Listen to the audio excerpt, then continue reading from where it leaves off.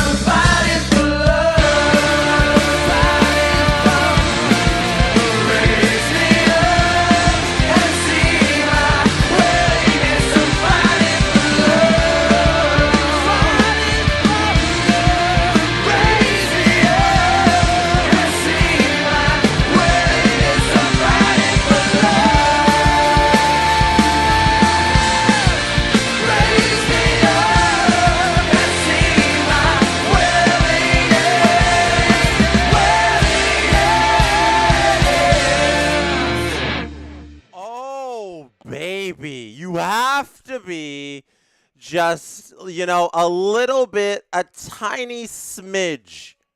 A tiny smidge. Oh, let me zip this up. Oh, that's getting a little too much there, showing off the chest. You have to be a tiny bit worried if you are an Ottawa Senators fan tonight. It's a must-win in the case that you're not going home if you lose it, but you can't go down 3-0 to the Carolina Hurricanes. I'm a little out of focus. You guys want to focus this with me? Let's zoom in right here. Let's focus this. All right, focus on. Oh my goodness, that's beautiful.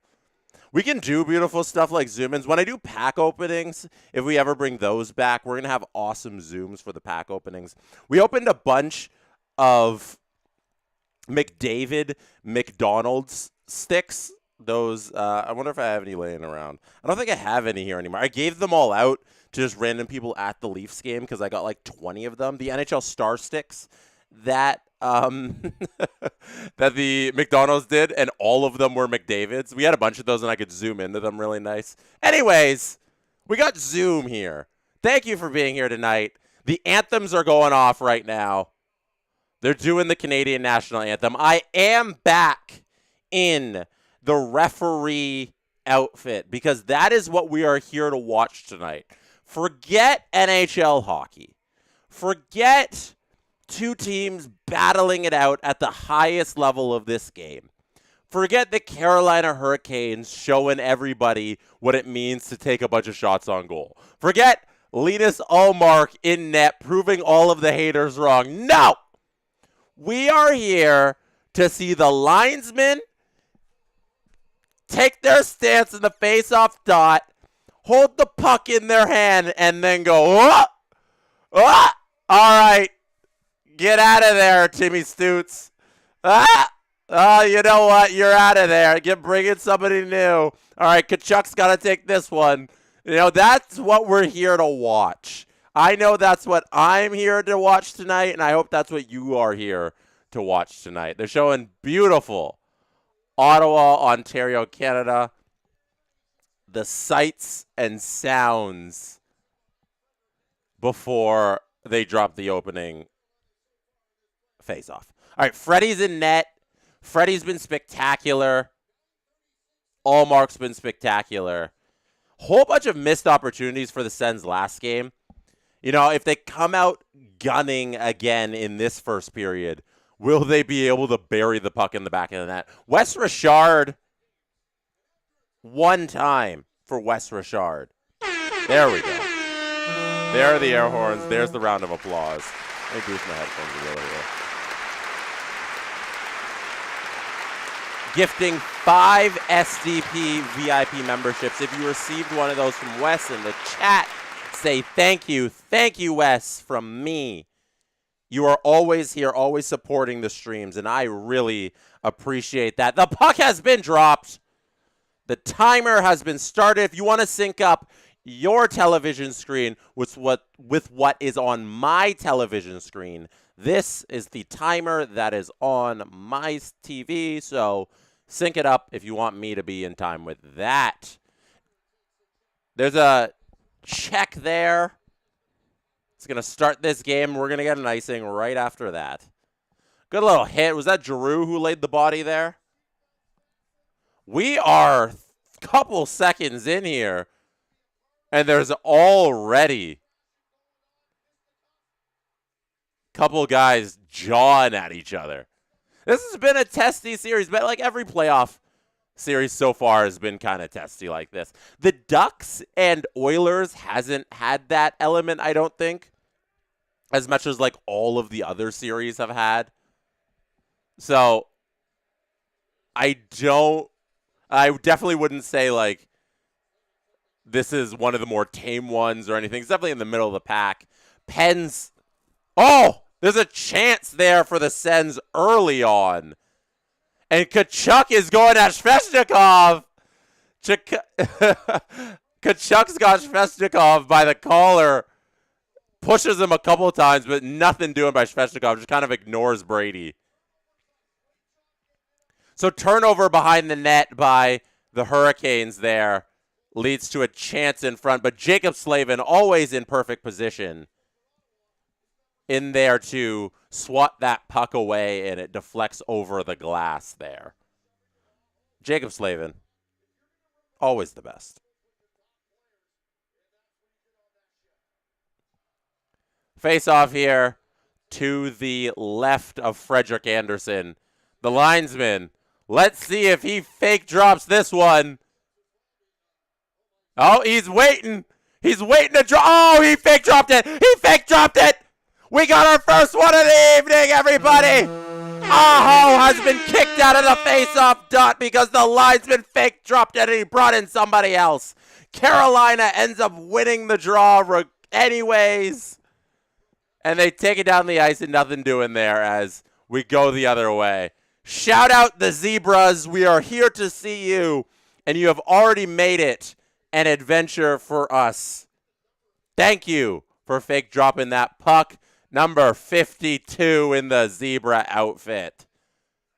That is what I am here to see. Most combined hits in a game this playoff. Sens Hurricanes lead. Now, are they prorating that per 60? Because this series did go have an overtime game, or a double overtime game. So I don't know if those numbers are equal. Is that just total or per game? or per 60. It's got to be per 60. There's a check. Speaking of hits, there's a hit of a Hurricane player that goes flying into the Sens bench.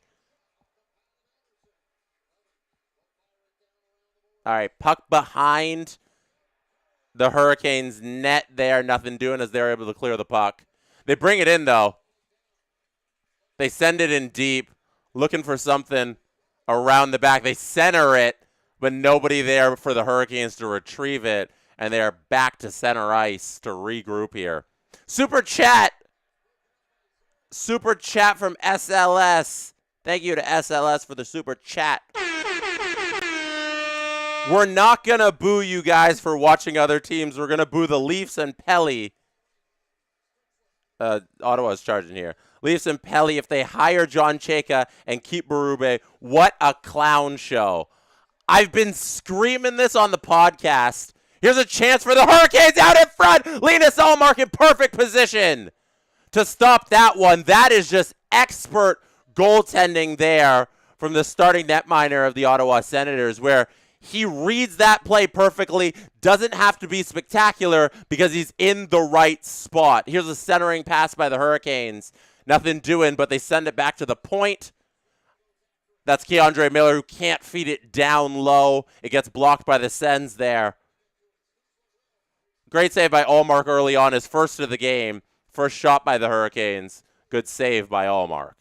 Hurricanes still have the puck in the zone. Stahl with it now. Sends it over to Slavin, who shoots that slapper. And it's sent out of the zone after Ullmark makes an easy save on that Slavin slap shot. Ottawa's going to collect themselves here. Cousins going to flip it out to center. Giroux's going to have a fumble of that puck at the line. And Ottawa's going to come in offside. 5 gifted memberships from Diane. Diane's been hanging out a lot with us on these Hurricane Senators streams. We appreciate Diane's presence here. Face-off coming here just outside of the blue line. Fake dropped again. This time it is Dylan Cousins who has been kicked out of the face-off circle. Sens this time fall victim to the linesman fake dropping and kicking out one of the centermen. That is another check for the lineman show. Thank you, Zebras. Thank you for putting on a show for us. As I was saying about Craig Berube and John Chayka and Keith Pelly, I think Keith Pelly is so unbelievably incompetent. I think there is a really good chance the Toronto Maple Leafs start next season with Craig Berube still as their head coach. He shouldn't have been their head coach past like December, and he's going to end up being their head coach into October next season. That's my bet. That's what I think is going to happen because Keith Pelly loves Craig Berube. He's Craig Berube's biggest fan. And he trusts that man, and I don't know if Keith Pelly knows how to make tough decisions. So he's going to say Craig Berube has to stick around this team, which is just so wrong on so many different levels for so many different reasons. But that's the way it is. Keith Pelly's in charge of this team. Toronto Maple Leafs, that is. We got another super chat, this time from Butcher705, that says, "Ref, you suck. Not you, the you on TV." Thank you. I am rooting for the refs tonight, though. I'm rooting for a great, good ref game. Sens have the puck behind their own net. Thomas Chabot directing traffic there.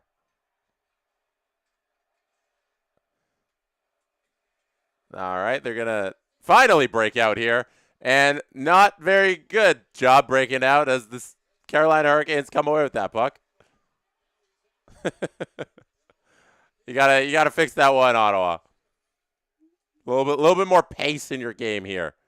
You're not gonna lull the Hurricanes to sleep. You're not gonna win a slow, brooding battle against the Hurricanes. You gotta play with a little bit of speed here, Ottawa. That's what I'm looking for. Thank you for becoming a member of SDP VIP. drank in lot. Appreciate it.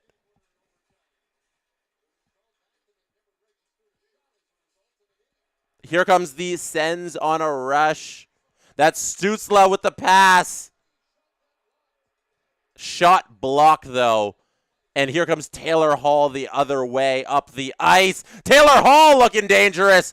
Wraparound try there after a shot saved by Allmark. And there's a pass and a quick goal. My goodness. The Hurricanes strike first.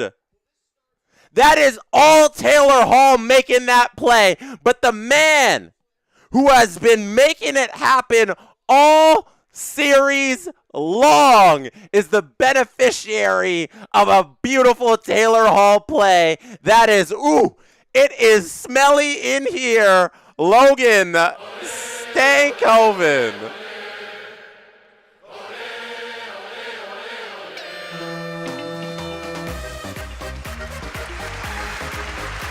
I don't know if anybody's noticed the scoreboard. The logos are messed up. Facts. How has that not been pointed out to me yet? Hold on, I can do this in real time.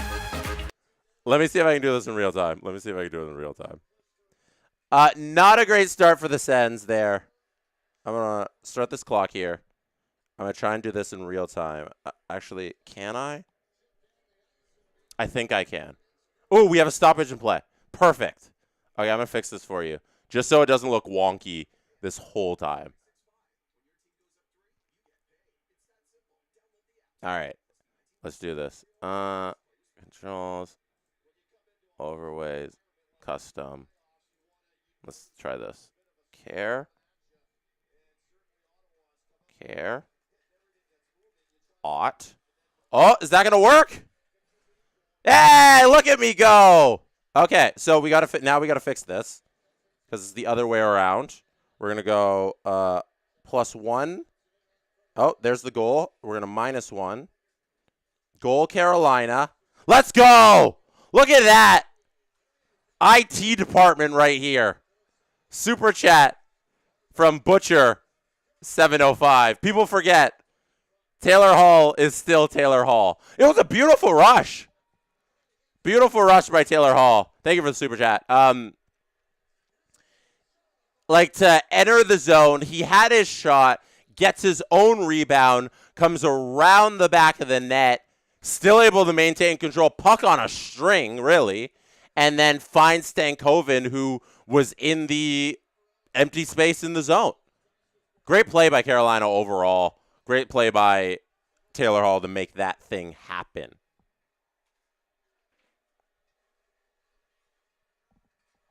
Ottawa now, they fall behind early, and now it's on them to get right back into this game. Will Sportsnet plus freeze on me? Let's refresh it there. Oh, okay, there we go. Okay, it came back. Carolina sends it down behind Allmark, who plays the puck. Montemapalo now getting crushed along the boards as he feeds the puck up the ice. The Sens are going to come away with it. There's Amadio sending one out in front. Nothing doing there, but Pinto's able to maintain possession for the Sens. Here's some pressure. Okay, Jordan Spence with a shot. Blocked in front. Bunch of Hurricanes body. Chabot sends a slap shot, but this play was already blown dead by the referees, as Jalen Chatfield was clipped. They are going to call that. Jalen Chatfield, yep.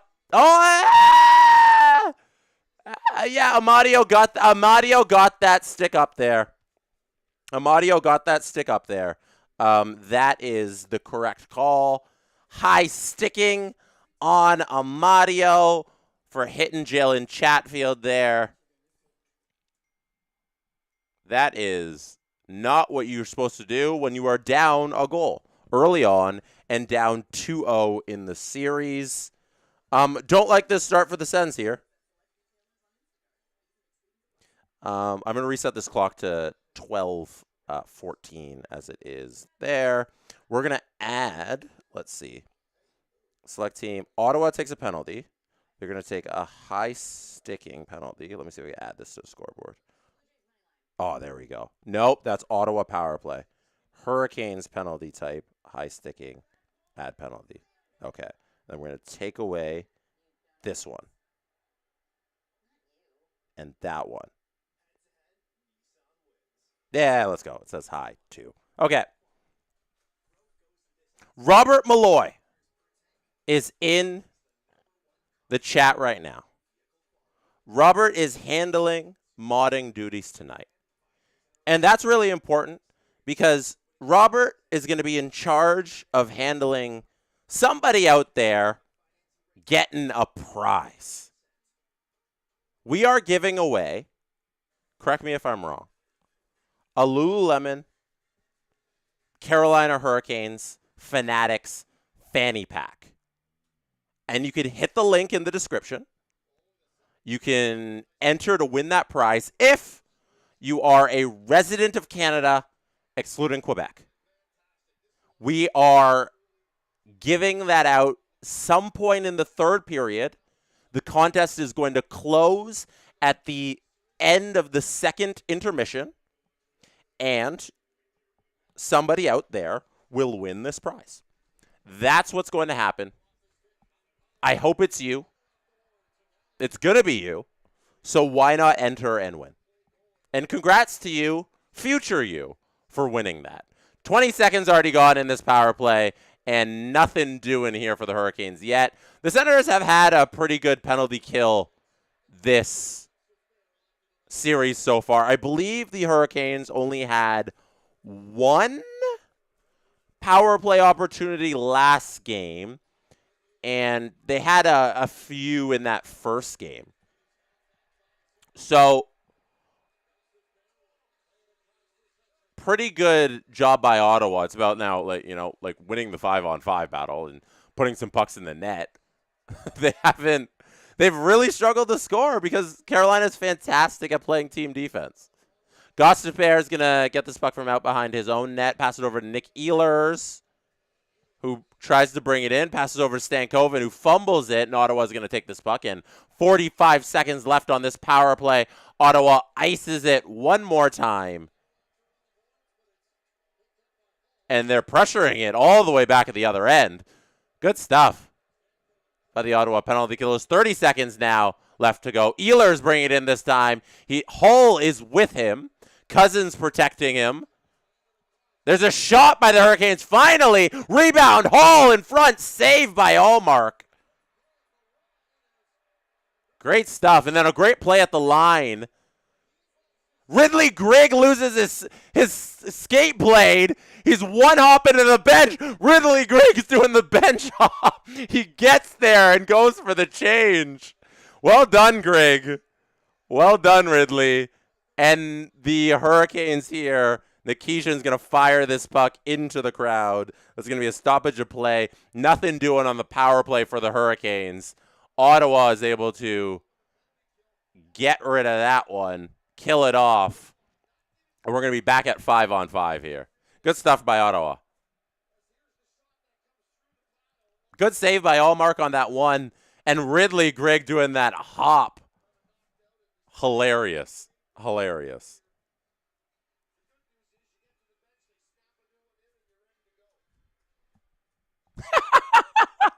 Pretzel Hut calling me out correctly. Yes, I do look like I work at a Foot Locker.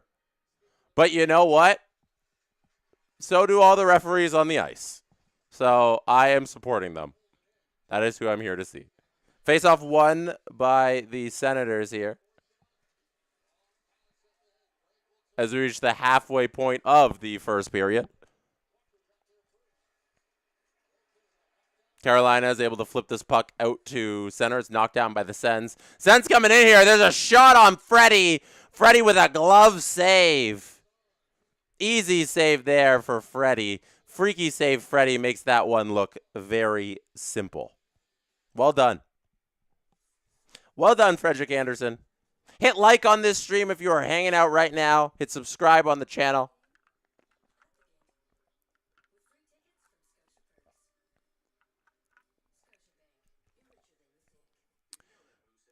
Dakota says, as a Sens fan, this series is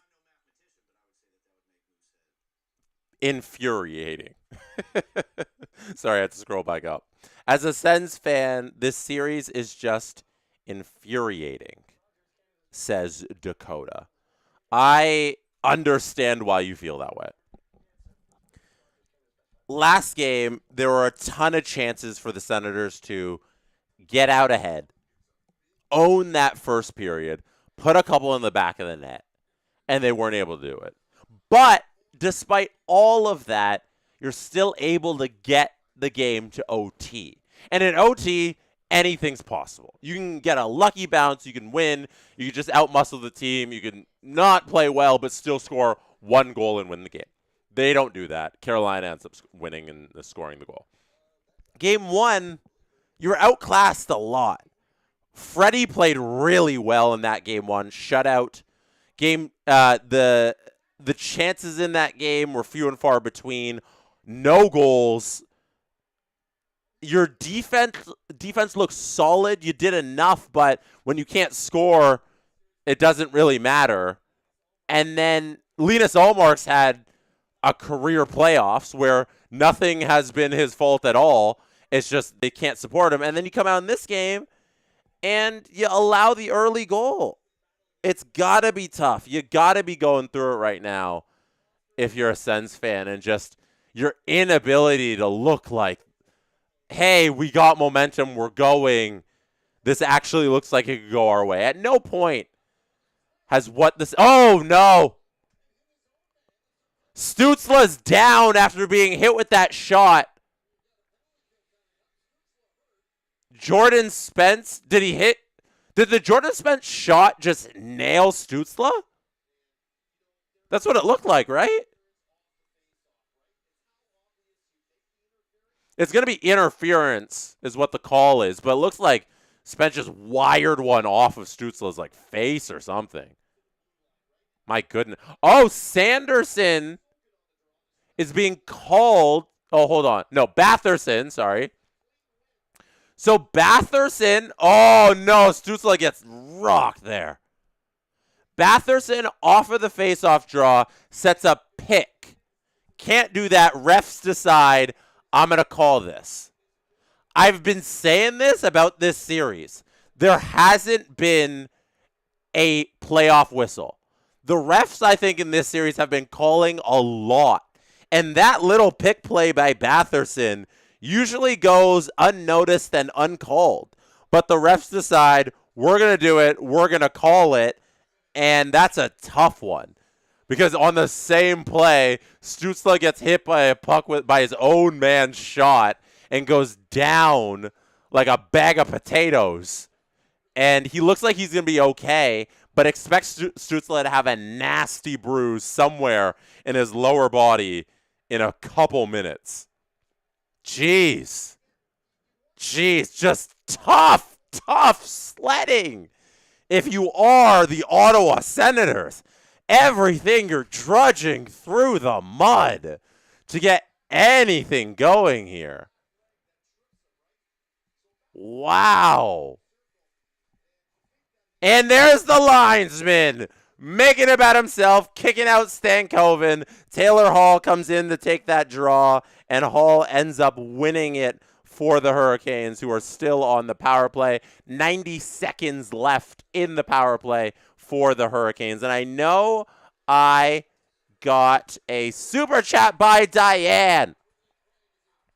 And I have to get to this one here by Diane as soon as the puck is cleared, but it is not right now, as the Hurricanes are looking to set up a play here on the power play. Ehlers looking down low, and with a fine Stankoven who sends it out front, but there's no tip there as Ullmark squeezes it.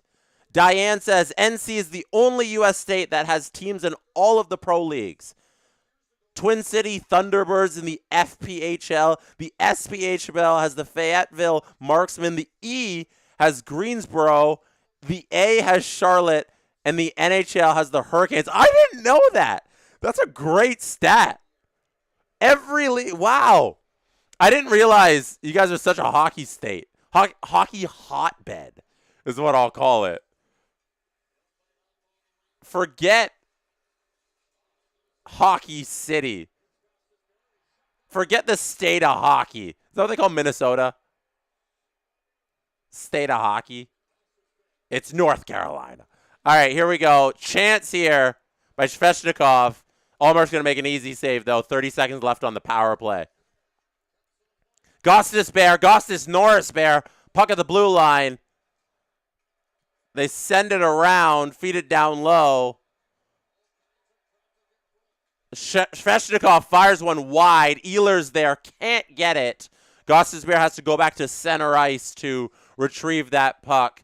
8 seconds left. One more rush here for Carolina on this power play. Nothing doing as the Sens are going to pick up that loose puck and go the other way with Tim Stützle, who has a brand new bruise out there around the Skip the Dishes logo, doing circles, making nice moves, finds a man, shot on goal, saved by Freddie. That was Dylan Cousins with that shot. Went off of the shoulder there. Look good. Cousins again with a shot. Blocked, though, this time by the Hurricanes. And the puck sent down the other way. Jordan Spence going to go back and play this one. Montempalo's with him. Maybe he'll start the breakout by sending him a pass. Nope, he bounces it up the boards. That's going to be a clear icing. I hate that. I hate that so much. One of my biggest pet peeves especially when it's a guy who's like on a lower pairing. Like Jordan Spence can't be wasting possessions like that when you're down 1-0 in a game, you're down 2-0 in a series, you're behind your own net, and you ice the puck. He sends it up the boards. It bounces all the way down the other end of the ice. Now you got to take a face-off against the Hurricanes back in the defensive zone. Thank goodness you won that, and you are good in the dot this entire series, Ottawa, because that could have come back to bite you. Needless icing there by the Ottawa Senators. And Spence, Taylor Hall here, Russian again. Not Russian, but he's Russian. This time, nothing doing, no goal to be had off of that rush. And Kachuk's going to clear this one up the ice. Jackson Blake spinorama! Oh my goodness! No! We almost had the goal of the playoffs. Jackson Blake, one-on-one, spinorama, Deke fires it at Allmark, unable to hit the net. Jeez. Insignificant Nick says, my favorite part of the pod has become you impersonating Steve. I do the worst Steve Dangle impression of anybody alive, and that's why I like doing it. You lost to a Zamboni driver who works for the team. It's something like that. I put more heart into it when I'm on the pod. But I do the worst Steve impression ever, and that's why I like it. Because it's not good. That's why it's amazing.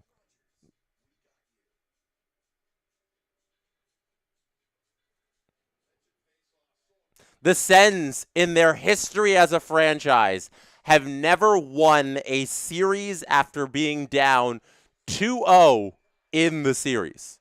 They are 0 for 10 when going down 2-0 in a series in franchise history. That is what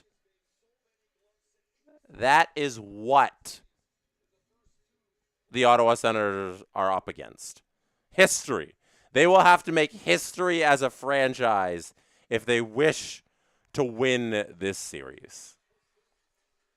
Carolina is going to win this faceoff. Ottawa's been fantastic in the draw this entire postseason. 53% is the best faceoff percentage of any team in the postseason so far.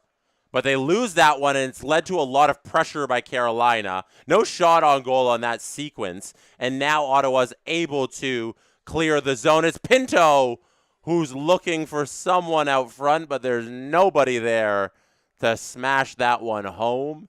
and the Hurricanes are going to collect this puck here as Gostis Norrisbear has it behind his own net and will look to break out. Now the Carolina Hurricanes are just sitting on this puck as Batherson is trying to make Keandre Miller do something, and finally they do something, and that is Ehlers this time coming up on the rush, finding his way to the slot and taking a diving shot that just misses the net wide. Keandre Miller has the puck at the point. They feed it around, send it down low. It's going to come back out to him. Bouncing puck in the air. Gloved by Batherson out to center ice. Keandre Miller sends it back into the zone. We're going to have a little bump behind the boards leading to a loose puck that Carolina is going to pick up and look a little dangerous there as Carrier slaps the puck towards Linus Ullmark, but nothing doing on that one. Carolina not stopping here, turning around quickly as Jankowski, who recognizes I can catch Ottawa on the change. He does, but this is going to be a penalty on the Ottawa Senators for too many men.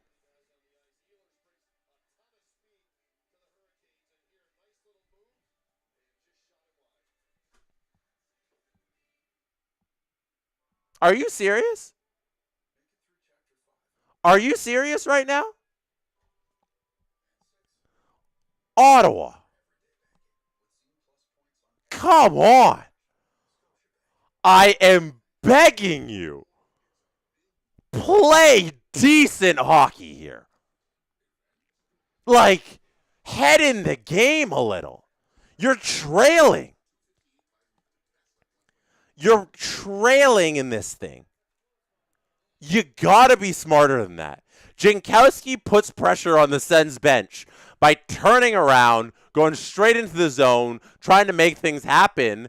And there's too many Sens coming off and on. There's 6 of them out there. They play the puck in a series that you're losing in the series. You're losing in the game. Carolina's look like the better team all period. You got to do the little stuff right if you're going to work your way back into this thing. You got to do your line changes. Bare minimum. Come on.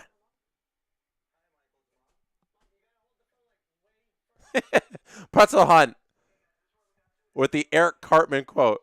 Are you being seriously right now? Cal. I can't do a very good Eric Cartman. I suppose my voice is a little raspy right now because of all the streams lately. Cal. 1-0 Bruins. Tanner Jeannot scores the opener, assisted by Charlie McAvoy. I am worried about the Buffalo Bruins. The Buffalo Sabres, okay?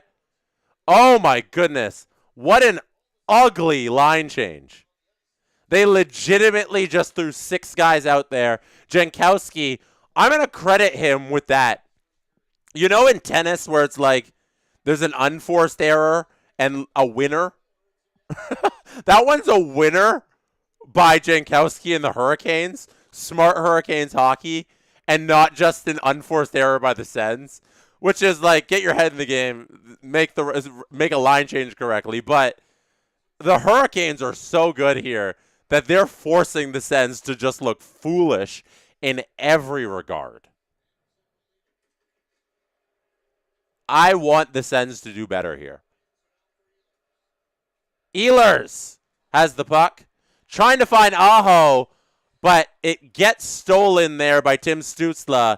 But Stützle can't continue his rush as he loses the puck. Pinto trying to put some pressure on Ehlers, who's coming over the blue line.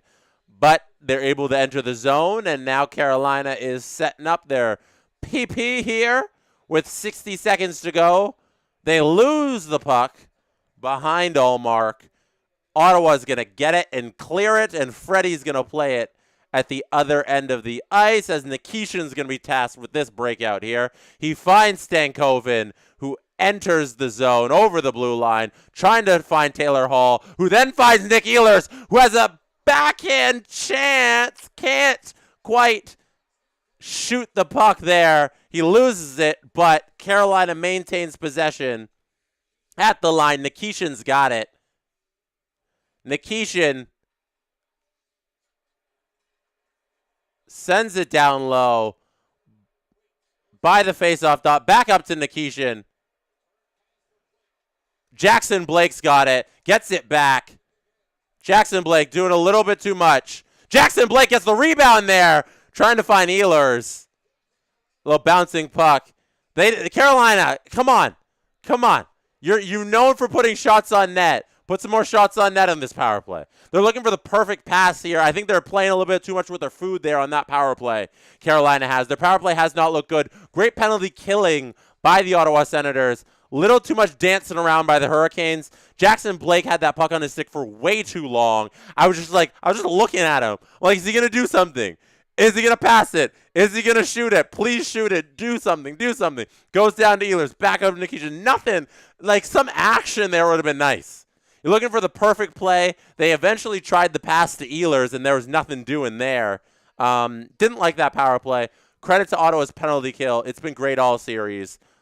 Carolina, you have a better power play than that. You can get a little bit more going there. Faceoff's going to come to the right of Frederick Anderson. Clock's not running. There we go. We're going to set this clock correctly. 2 minutes left here in this period. Let's get it close. There we go. Oh, perfect clock sync. We had a super chat here from Gritty Bettman. I did Carolina and Flyers first round sweep for my bracket, so I'm fine with this. Well done. I hope your bracket was made on Spark, SDPN's official bracket partner. We have our Spark SDPN bracket going. Download the Spark app. It's where we play trivia too on Steve's live streams. A lot of community engagement happening on the Spark app. Carolina here, chance, point blank on Allmark. Great save. There's another chance, and thank goodness Jordan Spence hit L1, R1, laid down in front of the net, blocks that one-timer there. My goodness, big, huge block by Jordan Spence. Warren Fogle with a shot from distance on Freddie Anderson. Goes around the back. Giroux with a chance. His shot goes wide as well. He's going to go off for a change. Puck's going to go all the way back to Allmark, who hands it off to Montempallo, who hands it off to Giroux, who hands it off to Cousins, who's coming up on the rush. Cousins with a shot. Anderson, huge save there. I like that. That's what I want to see out of Ottawa. I like the plays off of the rush. You see how that one came right around from when they got the puck up the ice from Montempallo to Cousins. There was a shot. It was nice. They didn't waste time with it. That's what I want to see more from Ottawa. I feel like that's how they generated chances in Tuesday's first period. Or Monday's first period, was it? It was Monday's first period. I liked how they generated chances off the rush. Love that from Cousins and the defenseman there who created that opportunity. More of that, please, Ottawa. Beautiful. Not enough of that. So Walker here was the one who had that chance earlier when I was screaming about Spence getting in the way. Spence, it was Walker to Svechnikov, and then Spence got down on the ground. Walker had a couple chances there. And they're showing all the replays here. And now Cousins, who goes around Chatfield, and a screen by Giroux makes it difficult for Anderson to make that save.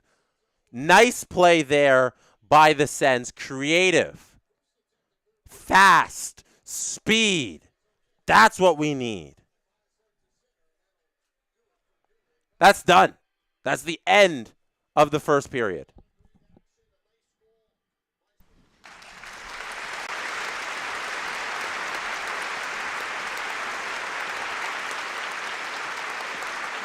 The Ottawa Senators we've played 1, 2, 3, 4, 5, 6, 7.5, and now 8.5. Through 8 periods of hockey, the Senators have 2 goals. Eek. You're not going to win. You're not going to win that way. You're not going to win that way at all. Carolina, you're looking good. Carolina, you're looking real good. This is a perennial Eastern Conference final team. They play under Rod Brindamore a certain way, and they have for a long time. There's a reason, year in and year out, this team is contending for the Stanley Cup. And whether you want to say in a lot of those Eastern Conference Finals series, they were outclassed, and a lot of them they were. It doesn't matter. They're right there amongst the final 4 teams in the NHL for a reason, year in and year out. And this series, like all of the round 1 series they have played over the last half decade, is another case of the Hurricanes getting away with playing their game and dominating, because their game is a winning style of hockey in a lot of cases. Sometimes they go up against a team that's able to handle it, like the Florida Panthers. Sometimes a team takes their lunch money, but there's a lot of teams in the NHL who can't handle the Hurricanes. And usually it's teams they play in the first 2 rounds, and it looks like a breeze for this organization. And it's looking real good right now. And when you have a Frederik Andersen playing at this level of his game, when you have Stankoven, who's seemingly everywhere, there's an important moment for Carolina to have a scoring opportunity that eventually leads to a goal. Stankoven is involved in that goal. It's unbelievable. Nick Ehlers has looked really good. I love Nick Ehlers when he's the one who's carrying the puck over the blue line, entering the zone.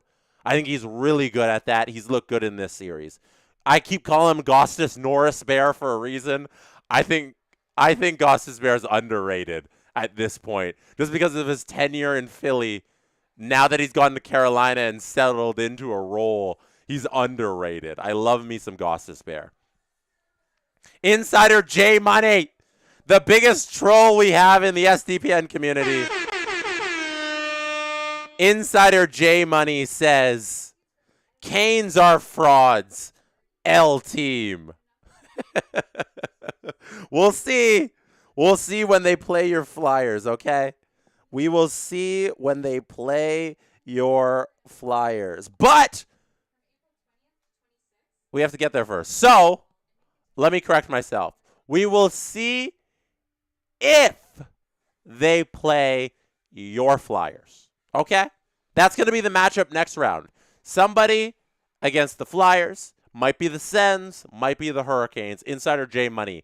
We are going to get the answer to your question on if or not they are frauds.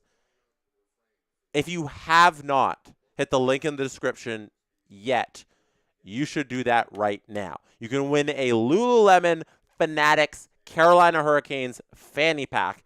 If you just enter your info at the link in the description, you'll be entered to win. We're going to have a draw at the end of the second intermission, and the winner will be announced sometime in the 3rd period. Enter the contest. Other piece of business before I play a clip for intermission. Hit like on the stream. I have not asked you a whole bunch, but I'm asking you right now. There's a small thing you can do to support the channel. It means a lot to us, and it's a simple thing for you. Hit like, little thumbs up. Appreciate it. Now I'm going to play this clip, and then I'm going to be back after this clip. It's a clip from the Steve Dangle podcast today. And then, we have a message from Jay Sizzles that says, check your clock, Jesse. Yes, I did stop the clock. It is set back to 20 minutes for when we come back. Thank you. Francois LaBelle says, lots of gray in chat. Time to fix it. Time to fix it indeed. And then we have, last thing before the clip, Francois LaBelle gifted 5 SDP VIP memberships. I have not hit the confetti just yet. There's the confetti. There's also the crab people button. And Francois LaBelle, just for you, a member of the Dancing Animal Squad. So I'm going to play this clip here for intermission content, and then we will be back right after this. Here you go. Some video from the Steve Dangle podcast today. Now, one of the cool things that we get every once in a while is a great interview. And surprise, surprise, we got a really good one. Mr. Kyle Connor of the Winnipeg Jets. Okay, and joining us for the first time ever, Mr. Kyle Connor of the Winnipeg Jets, back at home in Michigan. Kyle, I know that you're a big outdoor guy. Can we talk about, everybody's got like a fishing story where they have the greatest fish they ever caught. I need to know yours. Yeah. Let me think about that. We do a lot of bass fishing in Michigan. And then, once we're in Winnipeg, ice fishing is the thing to do up there in the winter. So yeah, we'll get out with a lot of the guys and schedule is pretty crazy this year. Didn't get out as much as I would have loved to, but that's all right. I guess one of the best fishing days, I don't know if you call it day, just the biggest catch, I guess you could say, it was down in Texas. Me and Helly went out and to Ray Roberts Reservoir, which is a big bass fishing area in Texas. And it was an absolutely just freezing day. Like we were just grinding, but we don't get a chance to go out in Texas fish very often. And I don't know how, experienced you guys are, but the bass in Texas is, Texas, Florida, those spots are incredible. So we're hoping we can hook into something and we were out on the boat and, not really catching much all day. And I was throwing an Alabama rig and just over some rocky stuff and just hit an absolute wall and was kind of like looking around and like, oh no, am I snagged or something? Next thing you know, the fish starts, you feel it on the other end, kind of waggling. Shakes the rod, right? And anyways, get this thing in the boat and it was like an 8 pound, like 3 ounces. And that's like by far the biggest bass I've ever caught. Like in Michigan, you don't get those very big. It's, you maybe get some smallmouth on St. Clair that are like 4 or 5, but it was pretty cool. So that was a great experience. And one now number. You guys are really intense guys on the ice, obviously. Hellebuck's an intense guy on the ice. But is fishing like where you relax, or do you bring some intensity to fishing? Yeah, no, that's a good point. I mean, we're all obviously competitors and, you're trying to a lot of times, if you're doing like tournaments and stuff too, it's pretty intense. So it's relaxing, but it's also, it's the same question for, if you're on the golf course or doing anything else, playing with your buddies, you want to be successful. And so I guess it's a combination of both, I would say. So thank goodness I've never been on a dating app, but I am on the internet. So I've seen that on dating apps, one of the most popular pictures that girls kind of hate is dudes taking a photo with a fish. What goes into a good photo of a dude with a fish? How do you stand out from the rest? Doesn't have to be for a dating app, Kyle. It could just be a good photo of you with a fish. I mean, don't overthink it. Just, I don't know. That's why you question to someone else. So yeah, just kind of snap them if you want. And yeah, they're obviously good memories to have. Hey, Kyle, are you an angry golfer or a calm golfer? Yeah, I'd say I'm pretty relaxed. Like, get frustrated at times, but because I'll tell you something, I'm angry enough that I just don't do it anymore. I just can't. Angriest golfer I've ever played. I just I would be. It's so How do you keep it? How do you keep it calm? Yeah, it could be tough, especially as a hockey player. You're almost redefining your swing every year, and I'm not the greatest golfer. I'm like a 6 over here, so it's it's just kind of whatever you're playing with that year. For me, it's kind of seems like, but you just gotta. I mean, it just kind of finds, as soon as you start getting pissed off in that scenario, that's when you play worse. So just trying to keep it cool and. It's I'm right off the tee. It's tough for anybody. Did you say you're a 6? Like around a 6 or 7, 6 handicap. Like anybody who's listening, that's really good. I'm just a 6. Downplaying how good he is at golf. That's really good. Hey, you know that? Yeah. Kyle, there's a lot of better players. There's a lot of good golfers on our team, so I don't even know if I rank in the top 15 on our team. To be honest, there's some good players. Yeah. No, you were a multi-sport athlete growing up, right? Like you played a lot of different ones. Yeah, played a ton of them. Yep. If you didn't choose hockey, growing up in Michigan, obviously you've got all seasons, you've got everything available to you. If you hadn't chosen hockey, what sport would you most likely have turned pro doing? Oof. I really enjoyed baseball a lot. But yeah, it was just kind of, yeah, I would pick baseball, but it was just kind of what all my friends did. Growing up, it was played football during the season. Played basketball, played baseball. Ran some track. Like it was just kind of whatever the next season is. You just pick it up, and did that all the way through ninth grade, and then after ninth grade, went down to Youngstown and obviously focused on hockey and did that. But it was just all my buddies. That's what we did, and it was fun. And baseball was always kind of the second one that I loved. I want to ask about Winnipeg, because sometimes it can be a bit of a punching bag, but I know it's got to be. It seems like one of the most fun places to play and one of the loudest buildings in the league. So what's that like?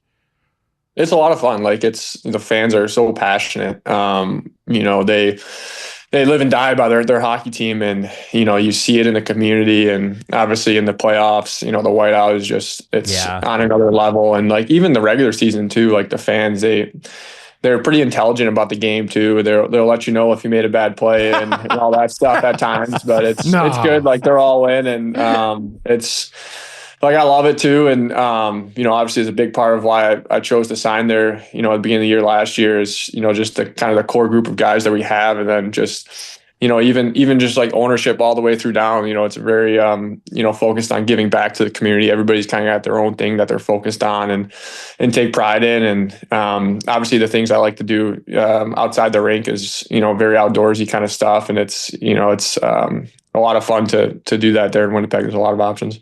And obviously, you attended a tournament this year.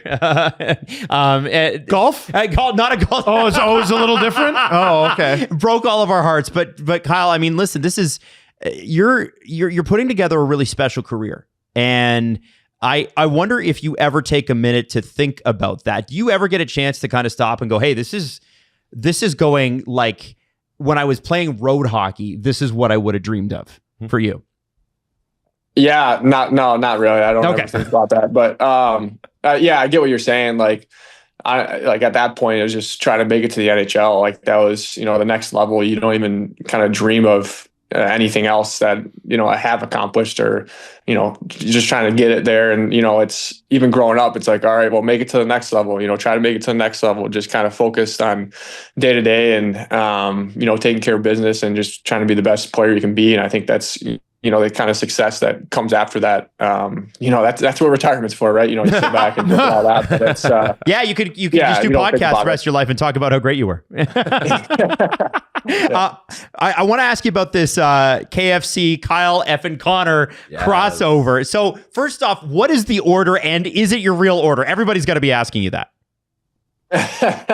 Yeah. The order is it's the famous chicken sandwich, 2 hot wings, fries, and a drink. And nice. I mean it's great. Like if I'm going to KFC, that's what I'm getting. It was great. It was a great collab. Like I had so much fun with it, and obviously did the commercial, and it kind of started in the playoffs last year.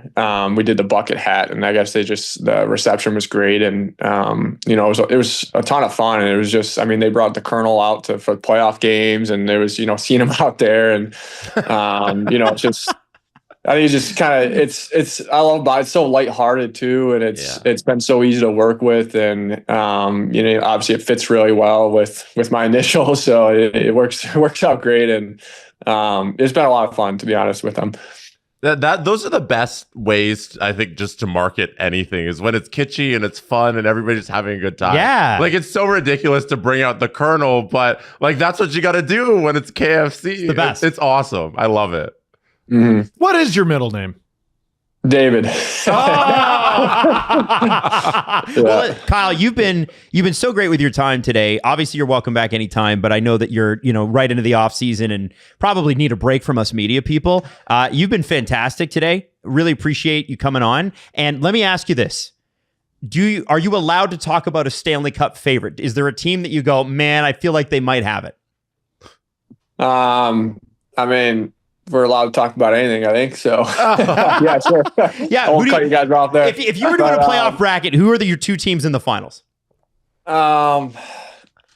I don't know. That's tough. I mean, I think, I mean, I like Dallas just because we've seen them. We're so familiar with them and playing against them. They're, you know, I mean, I would go with Dallas, and I would love to see Buffalo on the other end. I don't know how likely that is, just experience given wise, but obviously we have some guys that were on our team that are over there now playing, and seeing some of the videos over there, it looks incredible, and almost reminds me of a little bit of Winnipeg, just how crazy the fans are over there for the playoff time, and seeing that. So that'd be pretty cool to see that. A rematch of 1999 would go so Kyle hard. Connor. It'd be That would amazing. be insane.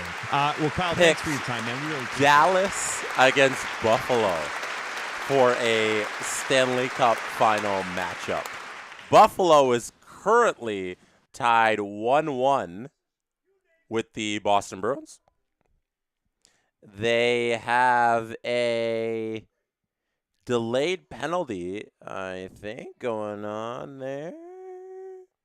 They're back in that game. Bo Byram scores after Tanner Jeannot scored the opener. So it's not over for Buffalo. Kyle Connor's dream of a Buffalo-Dallas Stanley Cup final is still alive if Buffalo can manage to pull away in that series. It's tied 1-1. I know a lot of Buffalo fans are talking like the series is over.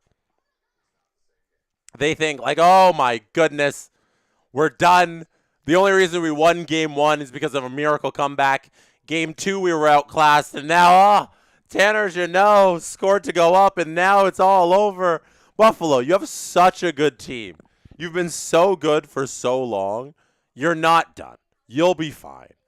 I think you climb into this series. I think it's a long one. This is going 7 games, 6, 7 games possibly. I think that's going to be a tight series. It's not over at all. Even though Boston looked good, I don't think it's over. I want to play. Thank you guys for enjoying the interview. Denise says that was awesome. K-pop bopping says that was a W interview. Yeah, we got Kyle Connor on the SDP. It was actually recorded yesterday, and we aired it today. So go support the SDP, and you can watch it. You could listen to it again. So go do that.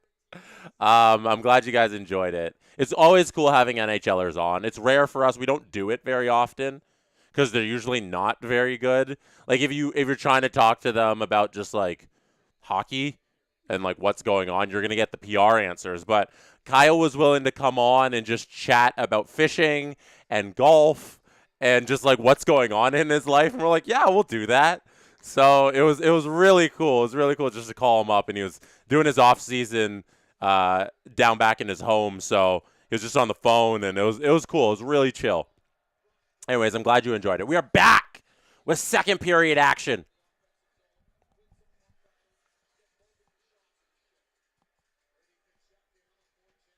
We are back in second period action. 1-0 is the score for Carolina. Ottawa has got to be thinking early goal here. They're obviously always thinking goal here, but they have to be pressing a little for offense. During the regular season, when they get this level of goaltending, they usually win these games. That was their only problem for months and months and months. They spent so much time on the wasted Marilainen games and the wasted Allmark isn't there games in order to perform. And when they got the goaltending stabled and ready, they were unreal on that second half of the season. And this playoffs, they've had the goaltending, and now it's about putting the rest of it together, which is so difficult against one of the best teams in the league called the Carolina Hurricanes. But now Ottawa's going on the power play, and this is all generated by the Senators. They've started this period doing what I've asked of them, and that's putting pressure on the Hurricanes. Warren Foegele had a charge to the net and he was not called when he got taken down there. They regroup, they come back in. Aho then gets called for hooking because the Sens are entering the slot, trying to get a pass, trying to generate some offense, and it leads to a power play opportunity now for them. So let's see if Tkachuk can win this faceoff, which he does, and Sanderson walks right in. Little play off the faceoff. Freddie's able to save it. It goes back to Sanderson, who passes it to Cousins, who shoots the puck at Freddie, who's able to make an easy glove save. But beautiful play by Sanderson off of the dot. He misses the net. Got to hit the net there a little. Cousins also was shooting that puck wide. You guys, a little on target here. 9 seconds gone. It was a good 9 seconds if you're the Sens. Let's see if they got another face-off play set up as Tkachuk is in the dot. He is able to win this one. No play off the draw. Sanderson has a man on him quickly. Cousins there gets it. Throws it down to Batherson, who's looking for some sort of pass out from behind the net. He gets it. It works its way back up to Sanderson, who feeds it down to Cousins, who passes the puck off of Jordan Staal. And that's going to be an easy clear off of that puck by the Hurricanes there. These Sens are going to have to regroup at the other end of the ice, going from right to left on my television screen. Stützle is the one who carries it in there. Sanderson, getting a little Quinn Hughes crossovers, passes it over to Dylan Cousins, who loses it because the Hurricanes got a stick in there. Nice play. Jarvis back now pressuring Sanderson, who's got to go all the way back behind his own net and start the breakout there for the Sens. Stützle gets it off the rush, always with speed. Speedy Timmy brings the puck over the blue line, but loses it, and Carolina clears it back over to Linus Ullmark, who waits for one of his defensemen. It'll be Thomas Chabot. T. Chabot taking this puck, passing it over to Mr. Giroux. Local boy Giroux is not going to do anything with this, and the Sens are going to lose it once again, and Carolina is once again going to clear the puck. T. Chabot takes this puck once again from Ullmark and starts the breakout. It goes over to Claude Giroux, and he's going to have Foegele to his left. Giroux opts not to pass it to Foegele, tries to make a play towards the net himself, and nothing doing on that as it's going to squirt all the way back to the other end of the ice once again. And that is going to be officially now 0-4-8 for the Ottawa Senators in this series on the power play. They do not have a power play goal. They have had 8 chances, and they are scoreless. That is not how you win hockey games against tough opponents. That is not how you win hockey games against tough opponents.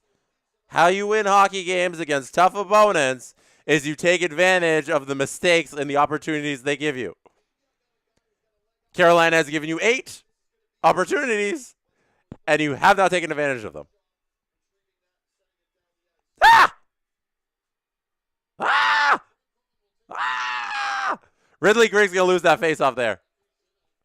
Svechnikov's going to get that, and they send it in deep. Silent Rob saying, Hot Some Bacho happened almost 9 years ago. I feel old.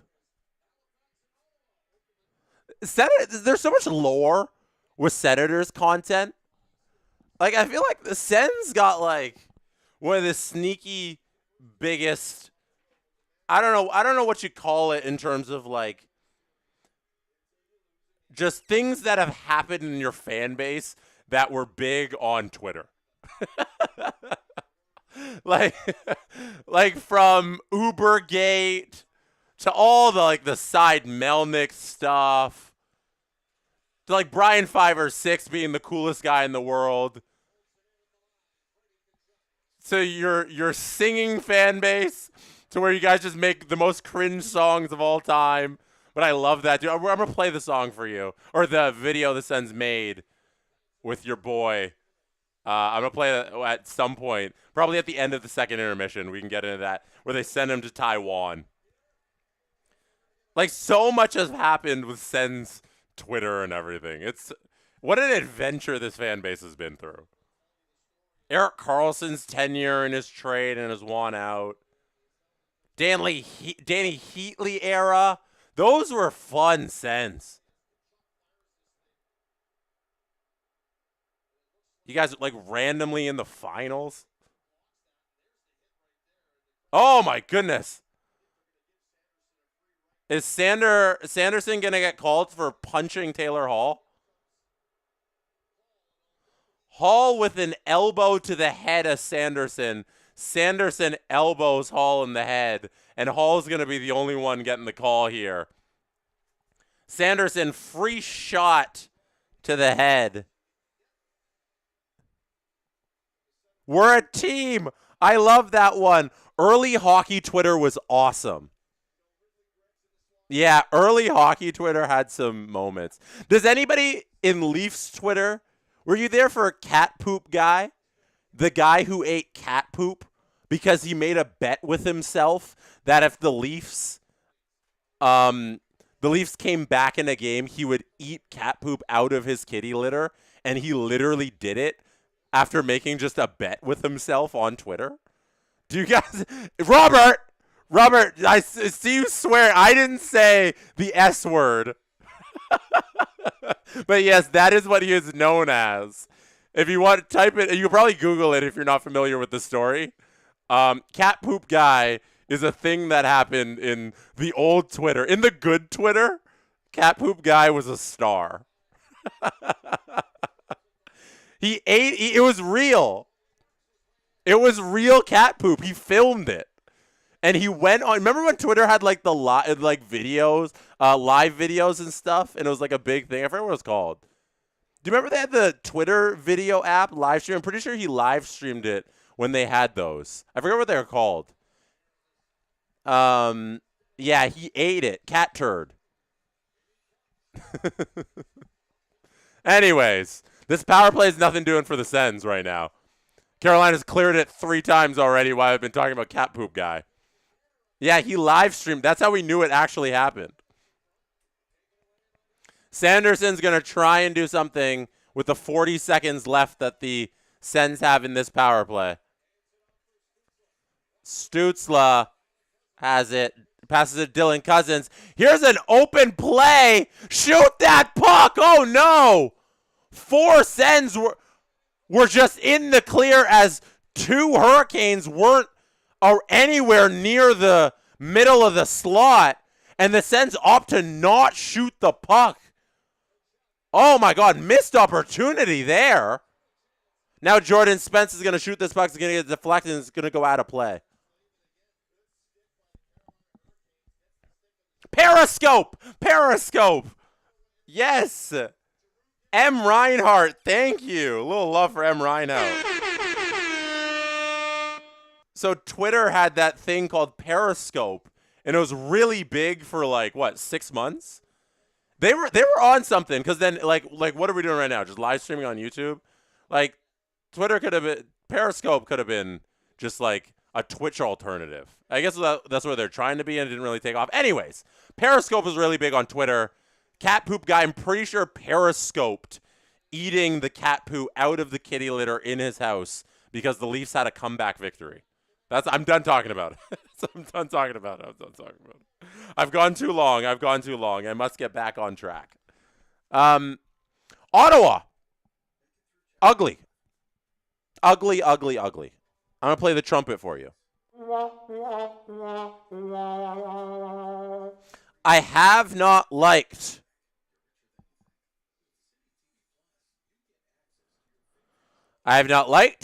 you on the power play. I have not liked you in the car. I have not liked you from afar. I feel like I'm starting a Dr. Seuss book. I have not liked you in a bar. I have not liked you on the power play. I have not liked you offensively at 5-on-5. I think defensively 5-on-5, they've done a solid job to be in these games. It's just like, are you gonna break through? Like, you're gonna do that little extra thing to where you actually score a couple and you make some chances. That I'm going to go back to what I said, 20 minutes ago about Dylan Cousins making a nice play off of a rush. That's been the highlight so far for you guys offensively. That's not good in a series you're down 2-0.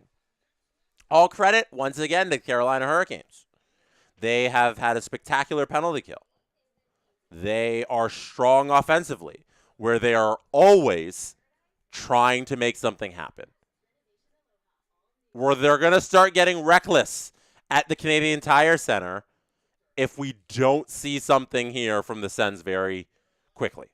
Sedin Magic 1591. I'm not hungry anymore. Is it because we spent a little bit of time reminiscing about old hockey Twitter? The penalty kill, they're showing some highlights right now about how efficient the Hurricanes are. The Senators also just aren't dangerous. Like, throw more pucks on net. Like, geez. It's about frustration season. Like, we're getting into the series season. We're easing into this thing. We're taking a couple of steps. We're getting ready. We're here. We're arrived in this series. Now, it's about getting going season. And you have to win this game because you're not coming back from a 3-0 deficit against this Hurricanes team. You're not. I'm sorry, you're not. You need this one here. So, we're at 13 minutes left in the second period. It's about time we see something. It's see something season. Here's Tim Stützle. Always has speed. Let's see if he can do something with it as he holds it on the line and throws it down deep, and it's just picked up by a Hurricane. Here comes Ehlers. Tries a shot that's blocked. Tim Stützle has the puck once again. He's going to play with this puck by the face-off dot, trying to make everything. He's trying to do everything by himself there. Tries to take Hurricanes 2-on-1. Gets into a cross-check match there with Keandre Miller. Tim Stützle did not like Miller throwing a couple jabs at him. Goes right back at him. But that's just frustration from Tim Stützle because he tried to take the Hurricanes on 1-on-2. Ran into Miller. He's just frustrated. He got his lunch money taken by Aho and Miller, who played him perfectly defensively. Miller cross-checks him in the numbers, a little love tap. Stützle comes back at him because, you got to stand up for yourself. I like to see that, but a little bit of frustration out of Timmy Frustrator. Timmy Frustroots is getting frustrated. There we go. We figured it out. We got there eventually. Jarvis is going to get this puck all the way at the other end to the right of Allmark. They're going to lose. Nope, Keandre Miller is able to keep that puck in the zone. Denise says, my kingdom for ginger ale now. Are you having ginger ale? Ginger ale is amazing. Canada Dry? A good crisp Canada Dry on a hot day? There aren't many things in life better than that. Here's a shot on goal. That's Walker shooting that puck. Went wide, however. Here's the Hurricanes now pressuring. They've been in the zone for a little bit. Lot of tired legs from the Sens here. Amadio's been out for a little. Fogel's been out for a little. They are standing still because the Hurricanes are passing the puck around the zone. There's a one-timer by Walker. Aho fed him. Saved there by Linus Ullmark, trying to help out these tired Senator legs. Aho gets the puck around the faceoff circle, passes it to Miller, who sends it back to Aho, and they do a switch. Jackson Blake now entering the slot, shoots it, but shoots it wide. Keandre Miller gets a pass off the boards. He's going to take his time with it, as still tired Sens out there. Amadio, no stick. He's playing with his hands, trying to do his best, but the Hurricanes are taking advantage of the situation where they have the Sens out tired and one without a stick. There goes Amadio rushing to the bench, trying to go for a change. He does, but Gostisbehere holds the zone, and we are going to get a stoppage in play. Thank goodness for the Sens. 2 whole minutes. Wow.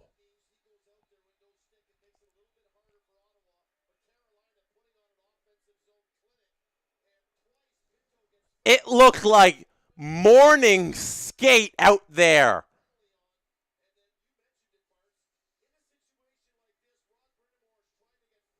It looked like morning skate for the Carolina Hurricanes. And, like with practice, they just sent out a bunch of guys, and they got called for too many men. The Ottawa Senators, after 2 minutes in the defensive zone, are now going on the power play because the Carolina Hurricanes messed that whole thing up and sent out a little bit of too many players, and they got called for too many men. Here we go again. Opportunity number 3. Opportunity number 9 of the series for the Ottawa Senators to get a power play goal. They are gifting you opportunities. If there is ever a moment for the Senators to get back in this series, this is it right here. 90 seconds left on this power play. Yeah, this is, oh no! Hurricanes take another one! This is it! Scratch everything I said because we've just doubled the opportunity. Jalen Chatfield takes down Drake Batherson.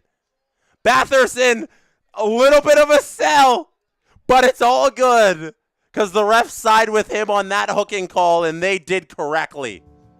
Lock in, people. Lock in. Inside JC, if the Sens lose, how long till Brady wants out? Woo! That's something to worry about another day, but thank you for the super chat. I appreciate it. We have a 2-man advantage for the Ottawa Senators for 1:28, and they win the faceoff. This is your series right here. Halfway through the game, 10 minutes left in the second period. They're cycling the puck, a shot on Freddie, and he makes that save. Tkachuk with the shot there. The first one of the 2-man advantage.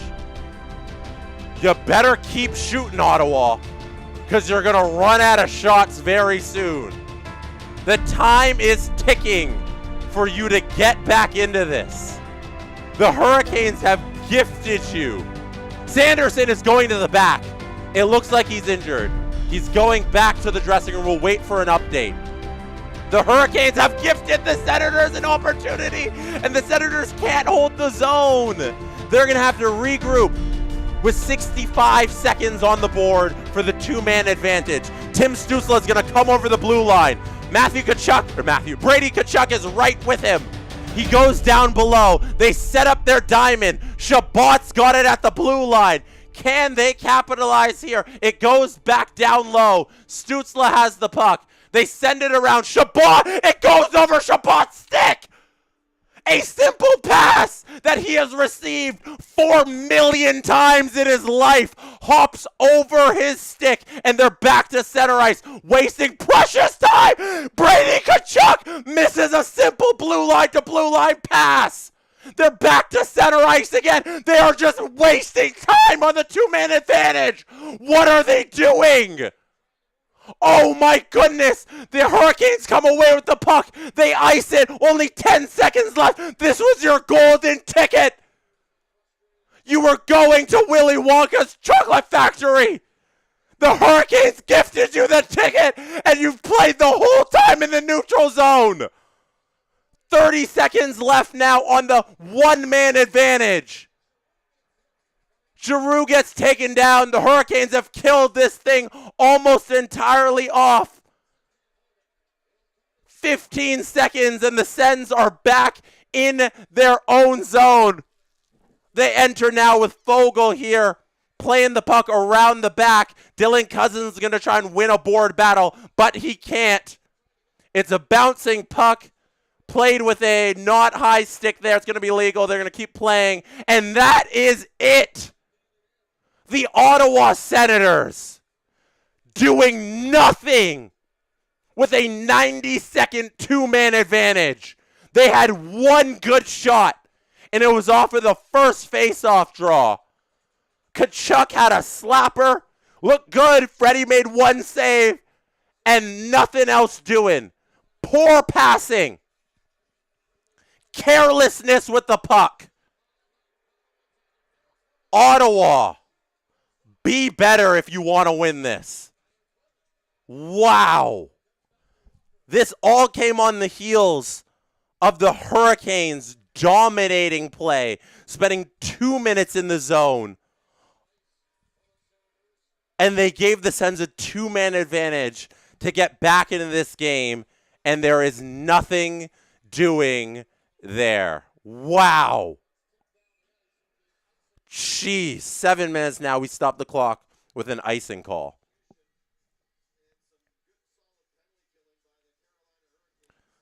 Speaking of cat poo, that 5-on-3 though. That's from Sedin Magic 1591. Thank you.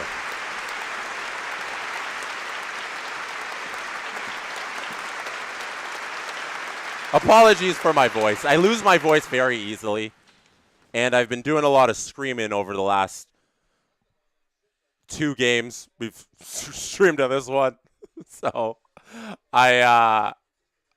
it scratches a lot. Here's a shot here by Zetterlund. Wins a little play. Able to get a loose puck. Shoots one on Freddie. But Freddie, steady Freddie, makes the save. Steady Freddie Anderson. That sounds pretty good, right? I think Steady Freddie Anderson makes is a better nickname than Freaky Save Freddie. Maybe we go with Steady Freddie Anderson. Or Freaky Save Freddie, whichever one you people want. In the chat, you guys control what I say, you know? If you want me to say Freaky Save Freddie, I will continue to say Freaky Save Freddie. All right, if you have not entered our contest yet for the Carolina Hurricanes Lululemon Fanatics Fanny Pack, the link is in the description. You hit the link in the description, you fill out the form, you enter to win the contest, and at the end of the second intermission is when the contest closes. And then in the third period is when I will announce the winner. So somebody out there right now, listening or watching, will be the winner. It could be you. Congratulations to you in the future. You have won.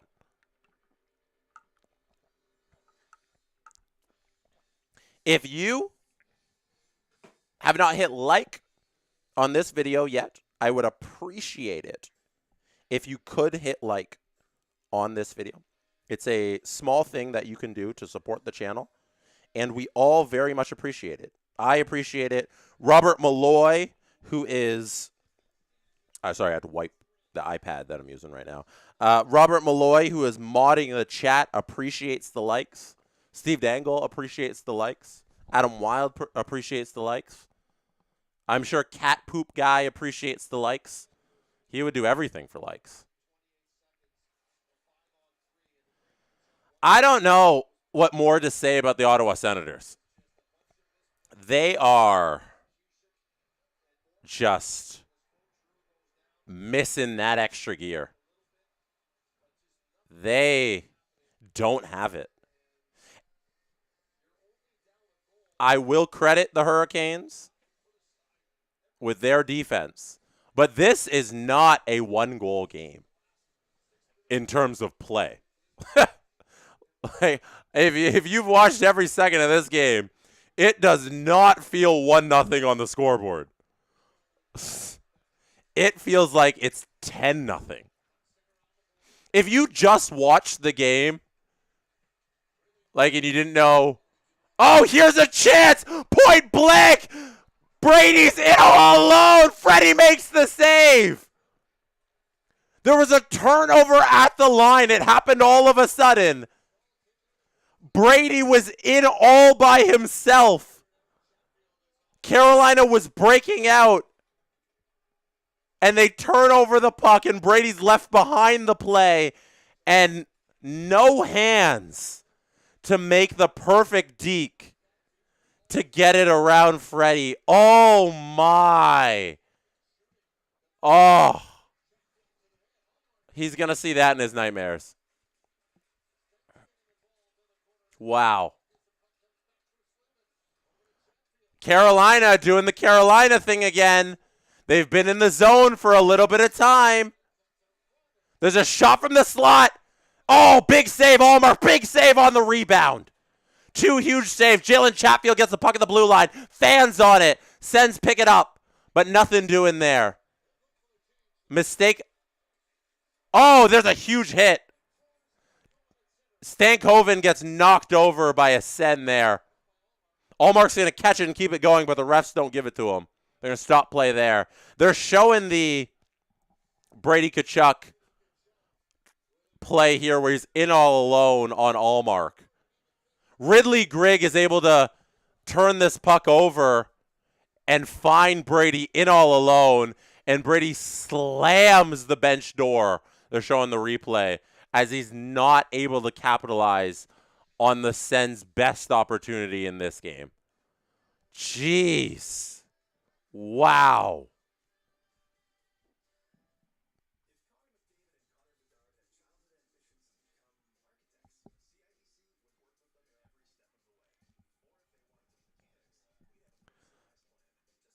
If you're a Sens fan right now, you look at a whole bunch of missed opportunities and you say, we could be right there.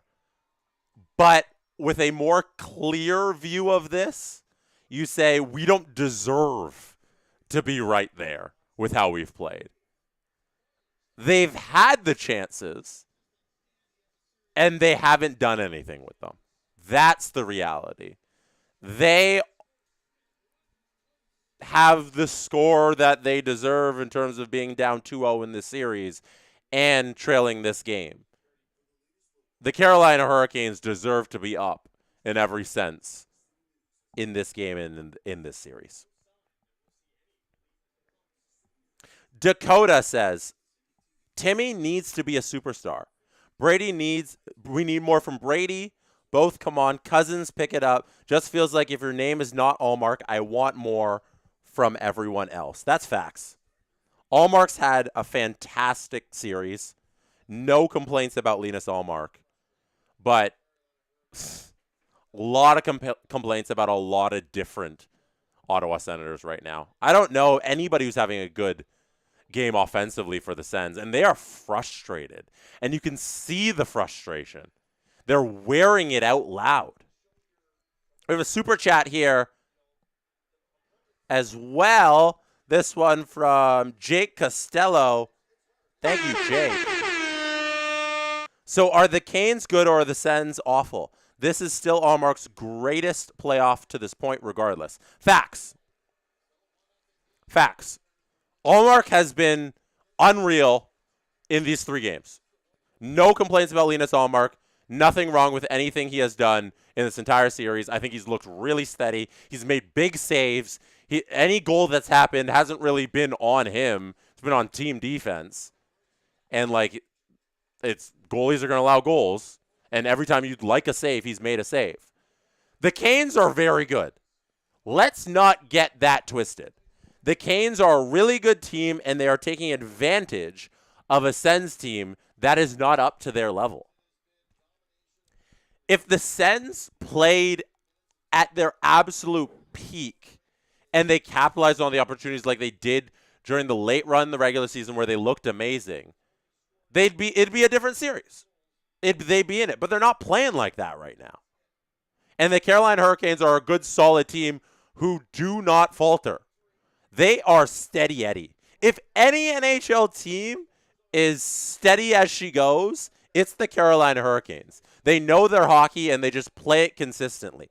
Now, whether you think it works against every team, whether you think it's going to fail eventually because somebody's going to solve them, is a different matter. But in a game where the Sens aren't playing well and are frustrated and aren't doing anything well, the Canes are going to win this in a walk. There's no reason for the Canes to be worried about this. Allmark, mask save. He heads-butt this puck right out of play. Allmark having fun out there because he knows he's playing well. This isn't on him. Yes, the Ottawa Senators, as Dakota says, really got booed at home on the power play in the playoffs. That's how pathetic they've been. There's boos raining down in Canadian Tire Center after that, during that 5-on-3. That was one of the worst displays, considering the context of that 5-on-3. It was one of the worst, but here's the opportunity for the Sens, and they do finally capitalize on this. Forget everything I've been saying. Drake Batherson running through the Canes with his woes. Drake is able to solve Freddie. All of a sudden, there are signs of life in Ottawa. Stützle makes a play at the line, able to keep it in. Batherson goes forehand to backhand. Forehand, backhand over Freddie after a quick turnaround because of a nice pass by the other cousins. The S cousins. The Nick cousins. Makes a nice pass there. Let's play Ole. Sens, you have life once again.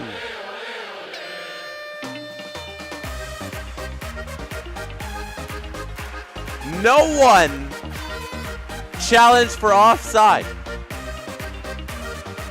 I would have loved to see that play at that line once again. They did do it for Cat Poop Guy. Do it for Cat Poop Guy, Sens. Keep it going for Cat Poop Guy. You got this thing.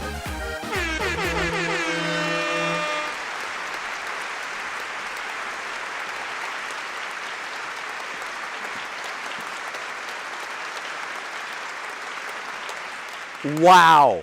Finally, one of these they take advantage of. Now we're going to have a tripping call, right? Is that a tripping call? Did Zeller, was Zetterlund taken down? They're calling tripping or no? What was the stoppage?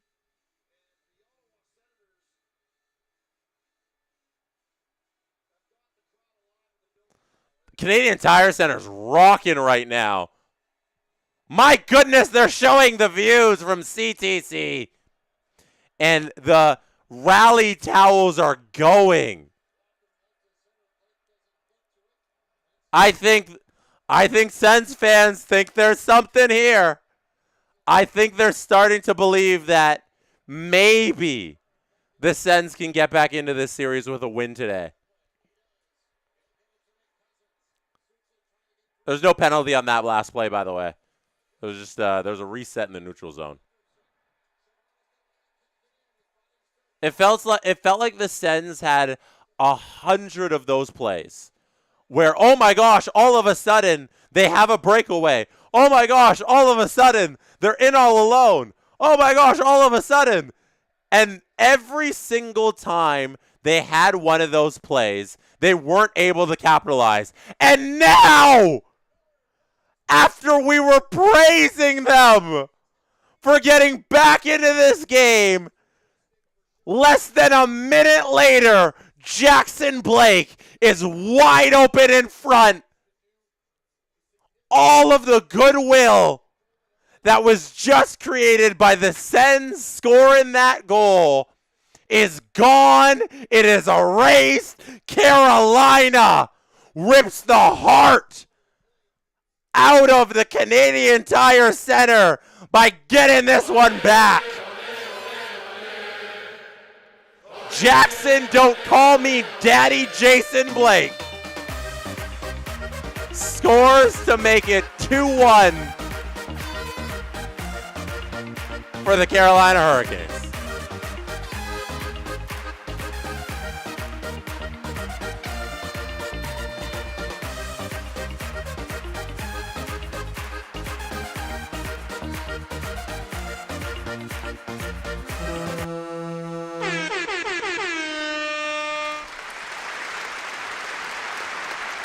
4th career playoff goal for Jackson Blake. He is indeed the son of Leafs great Jason Blake. I have that correct, right? That's his daddy is Jason. Correct me if I'm wrong. Number 55, Leafs great Jason Blake. Always nice having a J Blake around. Am I right?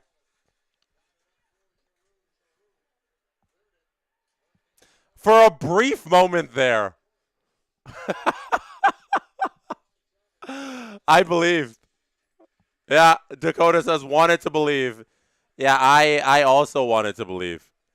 It just wasn't meant to be. Allmark's going to cover this one up at 1:27 left. 90 seconds left in this period. Logan Stankoven. Thank you, Robert Malloy, for sitting along this stat. Logan Stankoven, 25-26 game opening goals. Regular season 4, playoffs 3.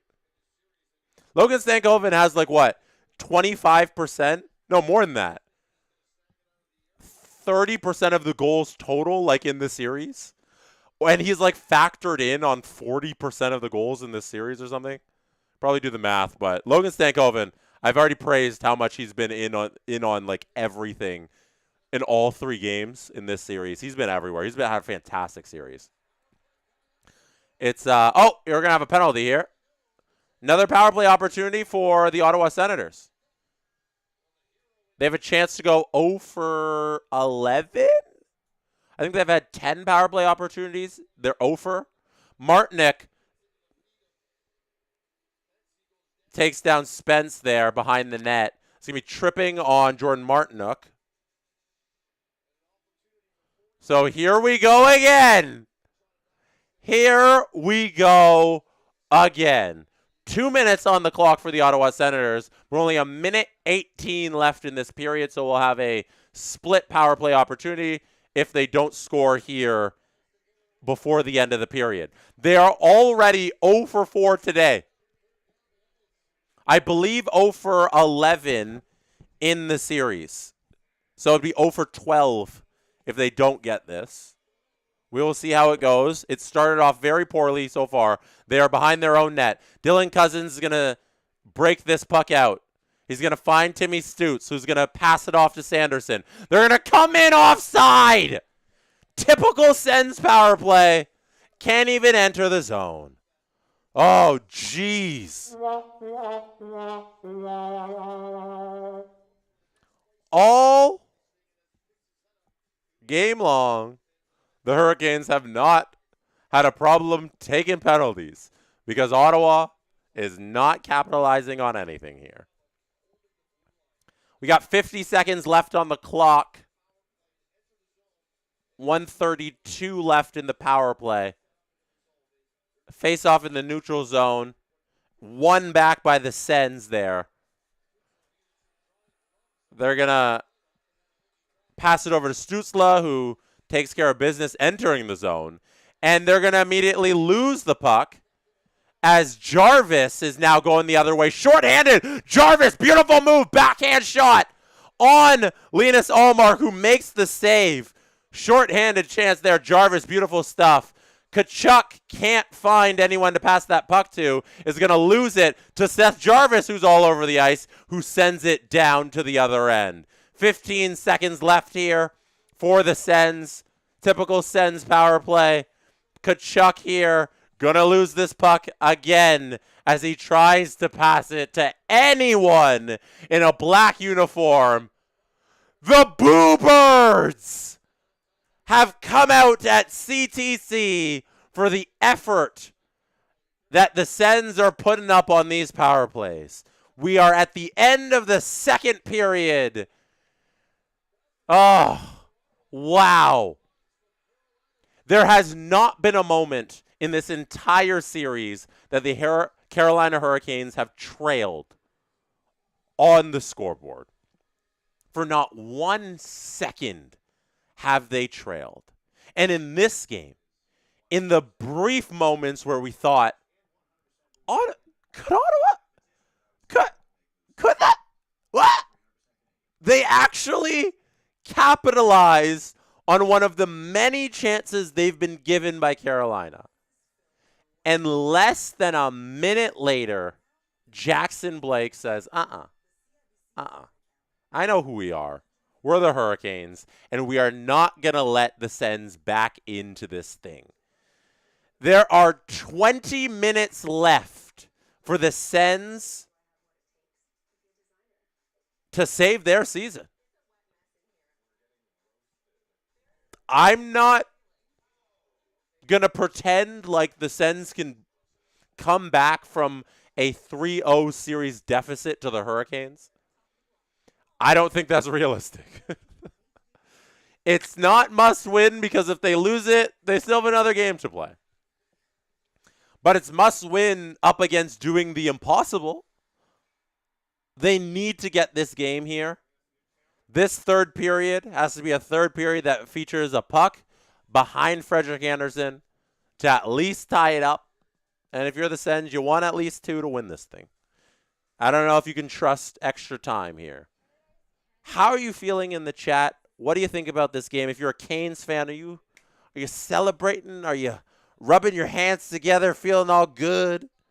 Sitting tight, feeling pretty? If you're a Sens fan, are you feeling defeated after what feels like a really good regular season? You're running up against a juggernaut in the Hurricanes, and you are hitting that brick wall. That's Frederik Andersen, the Carolina Hurricanes team defense, and their solid offense. That's always timely. Timely scoring. They should put that in the collar of their jerseys. Timely scoring. We have a super chat here from Butcher705. Thank you, Butcher. Air horns for you. Alex Tuch is going to be expensive this offseason. Yeah, Alex Tuch's going to be like the #1 free agent, and he's going to cost so much money to whoever wants to pay him. I think if you're the Sabres, you just pay him whatever you want. He just scored to put the Sabres up 2-1 against the Bruins. Sabres fans were feeling like Sens fans in this game, thinking down 1-0 to the Bruins, the season was over, but Sabres climbed back into their game. 9:26 remains in that one. Sabres leading after an Alex Tuch goal assisted by Peyton Krebs and Bo Byram. 9:26, as I mentioned, left in that third period. Huge if the Sabres can win that one. I asked for thoughts on this game here. Tim says, no celebrating until it's over. Honestly, not even cracking a smile until the SCF as a Caniac? Caniac. There you go. Yeah, like the conference finals are where it is won or lost for the Hurricanes. That's the bar for a good season. The Hurricanes are such a good franchise, they set their bar at conference final. The Leafs, their bar for 20 years was win a round. Win a round. And that was it. And then their bar was win 2 rounds. And they couldn't get over that bar. So there's a little bit of, there are levels to this thing. I'm going to play a clip here from the Steve Dangle podcast. I believe the clip is us talking about the Pens Flyers game from last night that was just anarchy. I'm going to play that. You're going to have a couple minutes left to enter our contest for the Fanatics Lululemon Fanny Pack. Hit the link in the description. Enter your info. Maybe you'll win the fanny pack when we come back for the third period. Contest closes at the end of second intermission. So when that puck drops for the third period, that's when the contest entry form closes and you can't enter anymore. So get your entry in. Diane on the super chat. Thank you, Diane. As I read this before I play our clip, Diane says, I'm holding my breath every time anyone is around Freddie. We definitely don't need any injuries. That's one of the big things. That is one of the big things for the Hurricanes. If you're going to get back to the conference final, you need Freddie to be healthy. You need everybody to be healthy, but your goaltending situation, that's been one of the Achilles heels for Freddie. Not literally his Achilles heel, but just staying healthy, he hasn't been able to do it. 0 for 12, the Senators are on the power play this series. You're not going to win a series like that. Okay, let's go to our intermission content. I will be back after this. Enjoy. Enter the contest. Link in the description. Hit like on the video. Producer Drew tweets out some stats today. And Drew never tweets anything that he hopes you'll ignore. And so he said, Connor Ingram through 2 games. 855 save percentage. Fact. Goals against average of wow, that is a very clean goals against average 4. Ooh, I mean, team stat. A minus 3.15 goals save above expectations. That's bad. He said, are we sure there still isn't a goaltending problem in Edmonton? And let me tell you this. Drew. Are we sure? Are we sure? You're an asshole. We're sure. You're such a dick. Listen, I want to tell you, if somebody's watched every minute of these 2 games, Connor Ingram ain't the problem. No. The Ducks are the problem. The Oilers always allow goals. Yeah. But also the Ducks score them. The whole point was to get Ingram and Jari was to stop the goal thing because they could always score. It's can you stop them? And I just want to say that people continue to, this isn't an anti, I mean, first off, it's 2 games in the playoffs, right? Yes.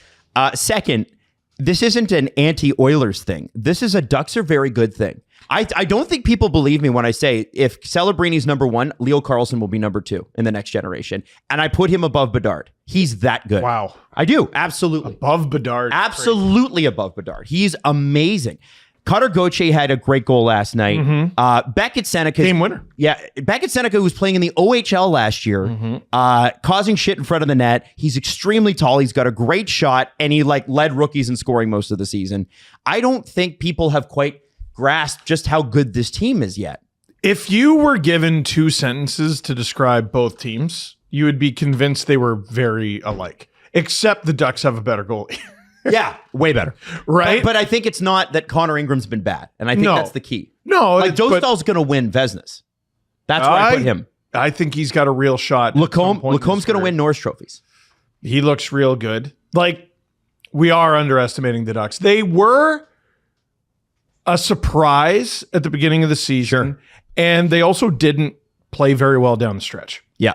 Yep. So, They and wobbled. they're going up against the friggin' Oilers. So I think everyone thought they were going to get killed, which is, by everyone, I mean me. I said 5. So did I. But here's the thing, Steve. Until you've done it, nobody can't has do to it. believe in you until you've done it. Exactly. Unless you're a fan, in which case you just believe because. Sure. And I think Maybe. you're looking at a team that is emerging. Now they might not win another game in this series. Possible. The Oilers could have won last night easily. Yep. But this Ducks team should not be underestimated. No. And I know they were in a weak division, and I know all the caveats. This is a great hockey. So is the team they were playing. Yeah, exactly. Like, all things equal here. No, good. Like, listen, I'm sure Flyers fans are not lamenting the fact that they're up 3-0, but every neutral fan should be. I want all of you clowns to go 7 games. Absolutely. Boo. My team's not in it. All of you go 7 games, quadruple overtime. And the hockey's been incredible. Now, here's one stat that I think, Jesse, is the most important stat of the series, the whole series. Connor McDavid goes pointless in back-to-back playoff games for the 5th time in his entire career. I'm amazed it's that many. Well, considering, and we did the stats, I estimated last night that McDavid, Draisaitl, and Bouchard must have something like 500 points in the playoffs between them. And I was off by 20 or 20 or 30. What? They have about 470. I think McDavid's at 150, Draisaitl's at 140, and Bouchard's at like 80 or something. Maybe I'm 50. It doesn't matter. I'm close. That's insane. So for Connor McDavid, Jesse, to go back-to-back games without points kind of is a problem, right? Yeah, but I don't think the offense is ever a problem in Edmonton. Last night felt like every Edmonton Oilers loss I've ever seen in the playoffs, where they just couldn't outscore their problems, but they came close. They were a disaster in their defensive zone. Like, I don't know how much you want to run down how much it wasn't Ingram's fault, but watching the game back and seeing all the goals and everything that went on, like the first one, Evan Bouchard on the power play when he thinks he gets clipped in the corner and he has his hand up to the referee while who was a Beckett Seneca is alone in front of the net. how is that's not Ingram's fault that there's just a man out in front of the net? Again, And he's pretty visually funnier. All just so Steve can laugh. We got a ton of heat from Oilers fans. Oh, yeah? Last night on our show yesterday about the fact that, oh, you guys are always on Evan Bouchard. I'm like, listen, man, the giveaway in game 1 was bad. Yeah. Like, this was hand up in the air. I think he actually might have got clipped by Seneca, not by Tavic. No, I'm not denying that it happened. I think the ref missed the call. Yeah. But keep going. Seneca's huge, by the way. The laughs are about to start coming. Yeah. Here we Evan go. Bouchard's in the corner. He's got his hand on his face because he was 100% clipped. But then the play continues because hockey doesn't stop. Yeah. Because the referees make mistakes all the time and they've been terrible these playoffs. So Seneca goes to the front of the net. Oh my God. Ekholm is like, okay, I have somebody. Oh, wait, I have nobody. Isn't doing anything. I could have clearly got Seneca and done my job, but Evan Bouchard's also not doing his job because he's having a conversation with the referee in the corner. This is Hey, objectively. you know what the ref's doing? Puck watching. Lazy. Yeah. Lazy. This is objectively the wrong thing to do. Yeah. This is. You just move on. This is not a professional tendency. No. And this is from your best defenseman. This is from one of the best defensemen in the world. Like, we're always talking about the margins in this league, and Oilers fans know about margins, right? You've come very close twice now. What are you doing? What are you doing? There's a hockey game being played and you're actually involved. Friggin' move your ass. So Move your feet. Move your anything except for your gums. in the middle of all of that, it's Cutter Gauthier who takes a shot from the point, if I remember correctly. Yep. He takes that shot, and Ingram What's he supposed to do? is having fun here out front with Seneca because there's no Oilers defense. It is a power play opportunity for the Ducks. That's why there's 4 Oilers out there. But even this case, you gotta play some defense, gentlemen. Jesse, Jesse, that's watch- even more of a reason why he should stay engaged in the Ekholm play. and Bouchard are terrible on this. What do you watch some hockey, Jesse? Bouchard's in great position for a one-timer. Straight to the back of the net. Seneca, by the way, is 6'3", 205 pounds, and he is 20. Oh my goodness. There's 20 pounds probably that he could put on, and easily. Like, this guy, I don't think people understand. Like, he's awesome, and never not in front of the net, never. And what's so crazy about Evan Bouchard, back at Seneca, 56 games, 86 points with the Gens last year. So he had 86 points with the Gens, 60 this year in the NHL. Literally no issue. 60 friggin' points. That's why the Gens are really bad. Because they were hoping he would come back. Well, they went to back-to-back finals and Yeah. ran into the damn Was Knights. Seneca one of the guys Team Canada didn't want? I'm pretty sure, yeah. He did not make That the World Dave Juniors Cameron World Juniors team. No. Yeah. No, they're really But smart. they Good. won No. some round-robin games and then lost. Yeah. Now, Anyway, and then the second goal is Trouba shoots it from the point. and that just makes it through traffic. There's like 4 Ducks in front of the net. Yeah. Connor Ingram can't see it. I think he fakes to the right. He goes to the right, sorry, and then the shot comes to the left and he's just laid on it because there's 3 Ducks in front of the net. People Exactly. kind of forget that Trouba has that in his bag. Can I? Oh yeah. Can Remember I- he used to be like that guy in New York back in the day. And When- Winnipeg. He'd score all those goals. Yeah, in It Winnipeg. went away for a very short amount of time. Like, I think there's a lot of confirmation bias with Jacob Trouba. As soon as the offense went away, everyone went, see, this is the player I knew he was And I all think he's along. only 30. Like, he's not that old. No. And like, listen, I'm not saying Like, he's Tampa old, you know? Hey. I'm not saying he's And then the best defenseman the other in the world, two but that are not Ingram's fault, McDavid, The shorthanded. terrible. Please bring up giveaway. the shorthanded goal. Like that's. But please bring it up on Oh, Game you want Center. to show? Give me the Okay, Ryan okay. Poehling goal. Okay. This is, okay. This will knock you out because it's Connor and Evan. And the pass is like, it's Galchenyuk in the overtime back. oh no! And Why? And I think there was no reason to bring that up today. I'm sorry. I didn't Or ever. or ever again. You're right. Especially because it was against the Habs. Damn it. Oh wait, no, sorry. That was a cherished memory of mine that I handled great because my favorite team won. That's why they put the heart monitor on you. Go ahead. Did this happen before or after the injury? This is you know what, I can't remember, but I think it was before. No, it was after because it's pretty the late in the injury I think second. happened. I think the injury happened early in the second. Ekholm fell on his ankle. Right. And then he went off and then he came back. Now, here's the thing though. the ankle isn't preventing him from making a bad pass here or good pass here. He's just made a bad pass. Now, McDavid is the one with the puck. There he goes. He passes. But to whomst? Expected by whomst. And it goes there. No one Bouchard. seems to be aware that this pass is coming. Bouchard's stick is not even on the ice. No, there it went. Oh, where did it go? Oh, and look at that, who's charging in. So Killorn grabs it before it gets across the blue line. Look at Paling all alone. And Bouchard, first off, McDavid does not charge at Killorn. Bouchard does not charge at Paling. That's a mess. And that's it. Yeah. And that is like, those are the margins, right? You don't. So when we say Ingram's stats don't look good, his play looks great. You do need a save. There is something to that, but like they're making just an insane amount of really elementary mistakes. And they're gonna. This is what they do. Yes. Like, listen, we've given the Oilers plenty of leniency this season because they've earned it. They did not, if I'm not mistaken, this playoff series features two teams not in the top half of the NHL. Yeah.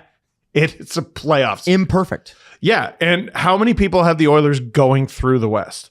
Lots of us. More than usual for like a 17th seed or whatever they are. They went to the final. This is what they do. Yep. And I'm not worried about them. No, they have these poor efforts in poor moments. And then the next game, they It's win. funny to call the Oilers a 17th seed, as Steve Dangle called them. But that's kind of what they are. Where did they finish in league standings? Let me check. Let me check it. Let me check and see if his 17th seed stat is correct. NHL standings.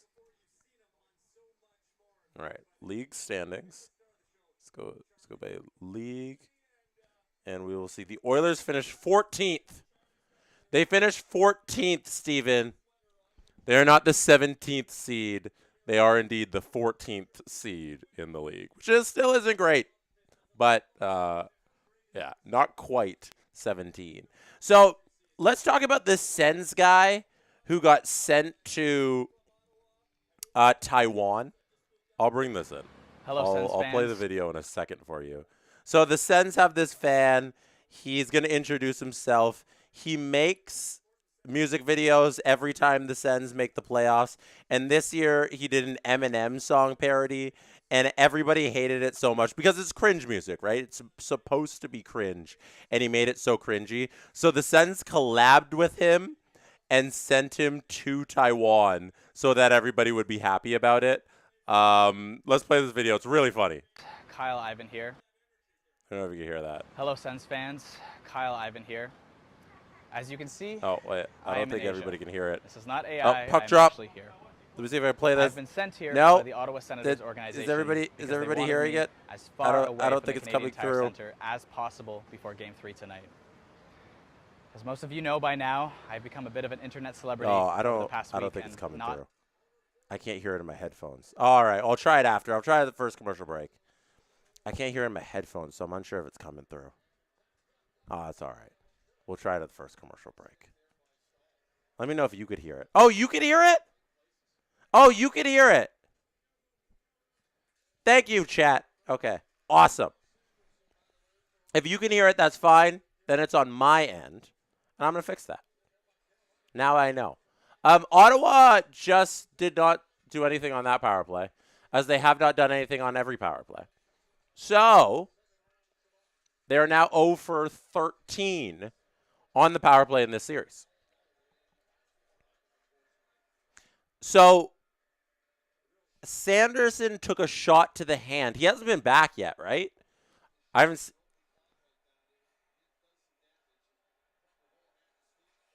Has he been back on the ice? We have a super chat here from the Bat Dad 11. Hey Jesse, have you thought of doing another GM mode in NHL 2K, NHL, EA? I'll correct you there. Jordan Spence is going to get this puck sent towards the net, blocked out in front. Have you thought about doing another GM mode in NHL with the Leafs, but this time partner with Steve and see if he can rebuild the Leafs to win a cup? President Jesse and GM Steve, LOL. First of all, thank you for the super chat. Appreciate that. I'm going to give you a little round of applause here. Little air horn. Appreciate the super chat. I'm not sure if GM Jesse is returning, or President Jesse, like you wanted, for live streams this summerish. It would be, or around probably June when Stanley Cup Finals time is, and there's more time because there's only one hockey series going on. Here's a shot on goal. Freddie's gonna save that one. Easy save there. It's TBD. TBD on if we'll do Chell content this season. I haven't played NHL 26, to be honest. It's not a game I've been very into. So I'd have to get into the game first and then start streaming it. If I'm being totally transparent on some plans, there's going to be a lot of video game live streaming this fall, depending on if Rockstar delivers on their promise. If Rockstar delivers on their promise, this channel here, the SDPN YouTube channel, and where I am right now, I am going to be spending a lot of time standing right here, or sitting, because I'll probably be sitting because of the amount of hours, streaming GTA on this channel. I'm so excited to do that, and I'm going to go so hard with GTA content. You're going to forget that this is a sports podcast network. Allmark saves that one. Weak floater of a slap shot.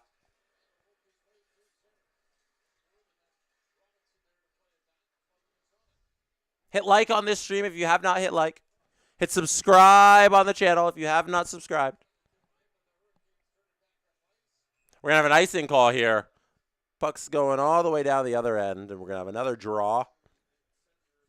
Senators, season on the line. That is what we're doing here.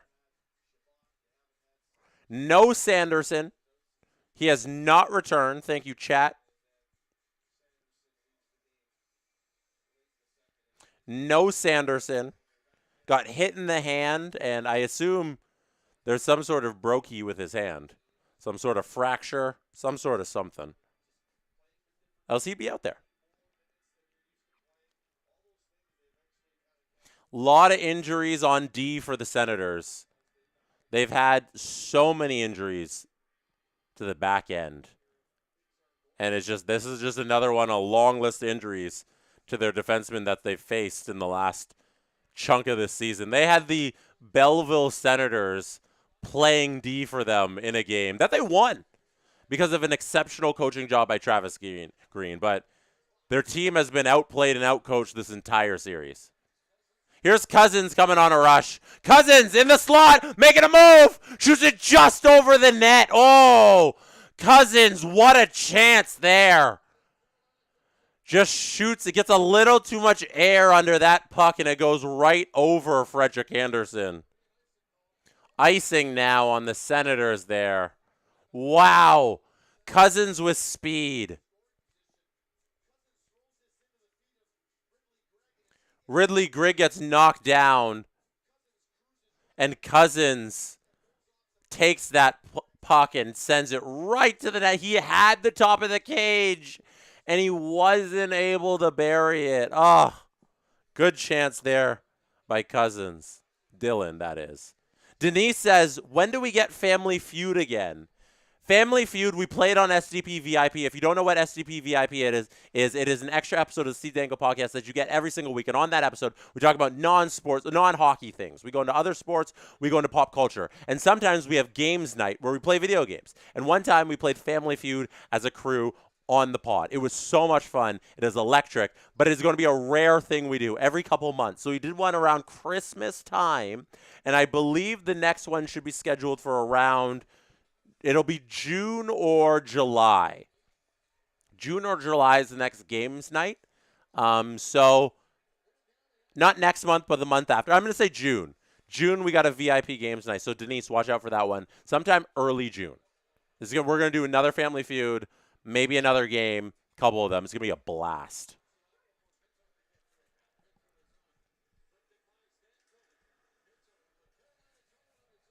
We have another super chat. This one from Debug Text.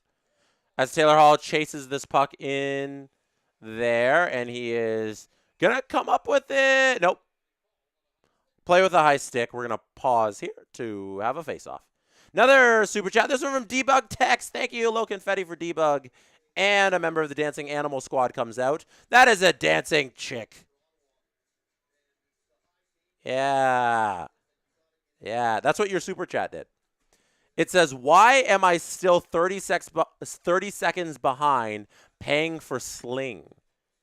Sling TV, they show in the game, you're still 30 seconds behind. You could always pause my video, my stream, so that I don't have spoilers for you, just in case, you know. If you're so far behind, pause me and then sync me up. And we will be good to go. This linesman, oh my gosh, kicks out Stahl. We were taking forever to drop this puck. Linesman show. We're finally underway there. Carolina wins that faceoff. Send it in deep. Allmark plays it. Jordan Spence now behind the net. Spence is looking for an outlet, taking his sweet time, but time is running out on the Senators season here. Crowd slowly getting back into it. You hear them trying to will on the Sens with a "Go Sens Go" chant. But will it work? We're going to have an icing. Nope. The puck goes right at Freddie, so the icing is waved off here. Martinook is going to dump and go for a change. Heads over to the bench. Freshen up his legs. Let another body come out. Svechnikov lays a check there. And the linesman gets smushed on that check. Batherson's going to pick up this puck. Can Batherson get another goal in this game? Makes a move at the line, but loses it. Montempalo turns back, looks for an outlet. There's Shabbat. Shabbat finds a man at center. It's a Canes player who sends it back to the other end of the ice. Canes just sitting back, taking it easy, doing what they can to just not allow another goal and win this game. Jankowski coming on a rush. He's not sitting back. Shot off Allmark. Makes the save. Good save there. Point blank shot there. Batherson in the corner, now trying to get this puck away from Carrier. The puck remained in the Carolina zone after that rush chance. Ottawa's finally going to be able to flip this puck to center, and the bodies are going to be able to go for a change there. Gostis Norris Bear behind his own net, starting this, directing traffic there for the Hurricanes. Sends it off the boards, up the ice. Ottawa's going to retrieve it at center. Claude Giroux looks for somebody. Stankoven lays. No, it wasn't Stankoven. Stankoven picks up that puck after a big check there. Hall gets knocked down at the line by Giroux. Plays a little beyond the whistle there. Taylor Hall not happy being knocked on his rear end. They're showing the Jankowski rush again. Good save by Allmark. Getting that shoulder up to make that save. Sabres end up picking up the dub. Big win, Buffalo. The Buffalo Sabres finish off the Boston Bruins in game number 3, 3-1 to take a 2-1 series lead. Good comeback victory. They were down early, looked down, looked out of it, but they kept fighting as they always do. Well done, Sabres. We have to announce our winner. We have to announce our winner of the Lululemon Fanatics fanny pack that we're giving away today. If you entered, I may be announcing your name right now. Lululemon Fanatics fanny pack. We have prizes for all of our streams in round number 1. If you go to sdpn.ca/schedule, you can see the prize list there. You get a little sneak peek on what's coming up. And you can also see every game that we're streaming in round number 1. Go there, look at the prizes. You could win one of these prizes. You could be just like Mac M. Mac M, congratulations. You have won the Lululemon Fanatics fanny pack that says Carolina Hurricanes. That confetti is for your victory. And here comes a little snail to do a dance. There's a snail to do a dance.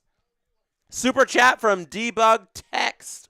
Thank you, Debug Text, once again for your super chat. That says, I came here from Steve, but got to know your style during the Olympics, and since then, you're one of my truly favorite SDPN hosts. Thank you.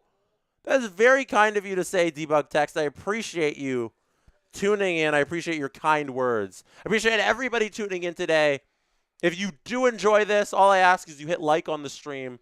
That's all I want. Just a little click on the thumbs button, and I will be leaving here a happy person.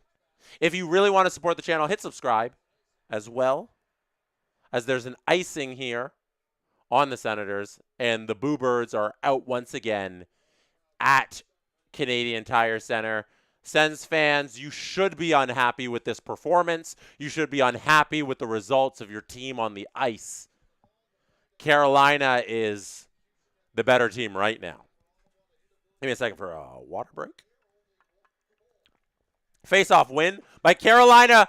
Nice play there. Right off the draw. Shot. Good save by Allmark, who has been solid this series, solid this game.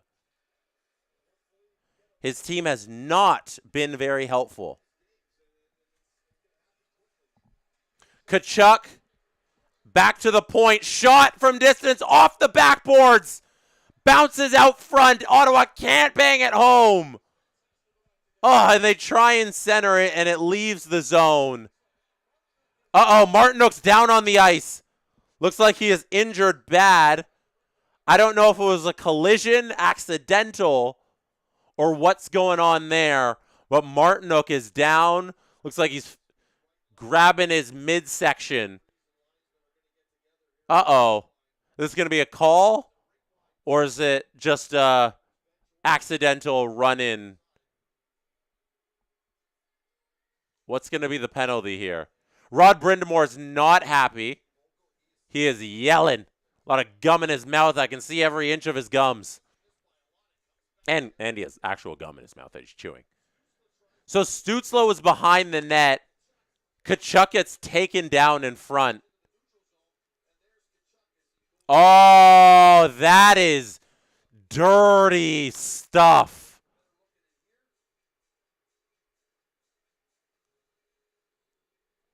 It looks like Brady Tkachuk speared Martinook on his way up the ice. Oh my goodness. Refs do this.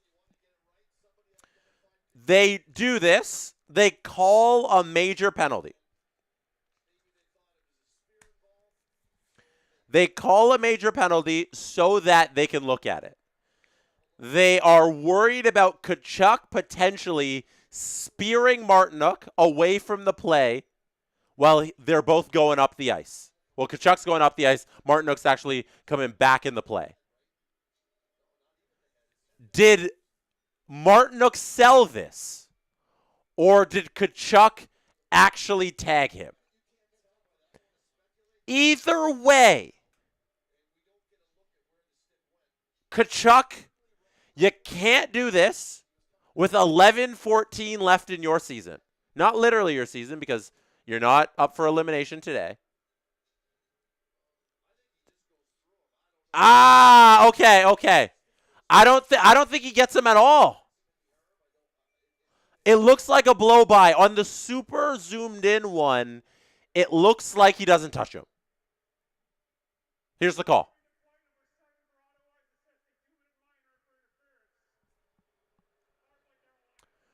Brady is assessed a 2-minute minor for interference.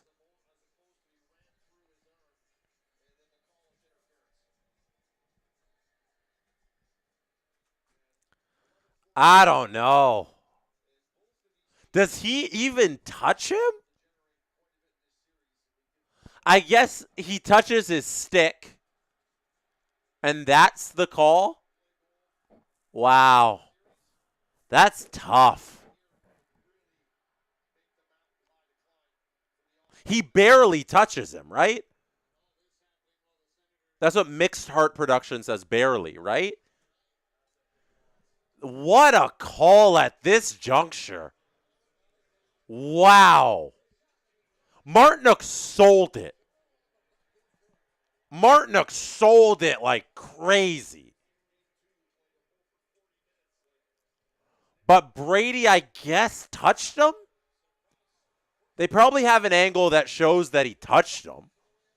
But you can't call it if he just touches him. But I guess because you review it, you have to call it. You don't have a choice. Because you're seeing it on tape. If you're the refs, you got to call it there. But, wow. What a time for a call like that. I don't really have a hard take on it because it seems so inconclusive as to what actually occurred with intention. Sorry, I dropped iPad there. Like, how much did Martinook sell that? How much was it truly accidental by Brady? How much did he actually whip out that stick out of his hands? This is a ref show. Welcome to the ref show. That is why I am wearing this shirt today. I am here to see the referees, and they have made it about themselves once again because they work for the NHL. Sedin Magic 1591 says, I think that's the ref's way of splitting the baby. Yeah. I think they had to get it. I think that's it, right? I think they end up with the right call in the end. I think they end up with the right situation where it's 2 minutes for Carolina. Here's Pinto with a chance, sends it. But it's going to be a nice little block there by the Hurricanes. Nikishin gets down. R1, L1. Makes a little play. Freddie sends it to the corner. Nothing doing. Yeah, they could have called embellishment. Yo, shout out Brock Besser in the chat. The real Brock Besser says, how'd you know to wear the winning team's jersey? The true winner tonight, everybody. Here comes Dylan Cousins working the line. 8:50 remaining in the third period. That puck is going to be thrown over the glass after it deflects off of Frederick Anderson. We have our final TV timeout right now. 8:46 left. You know what's about to happen. You know what we're about to play. This is the moment here.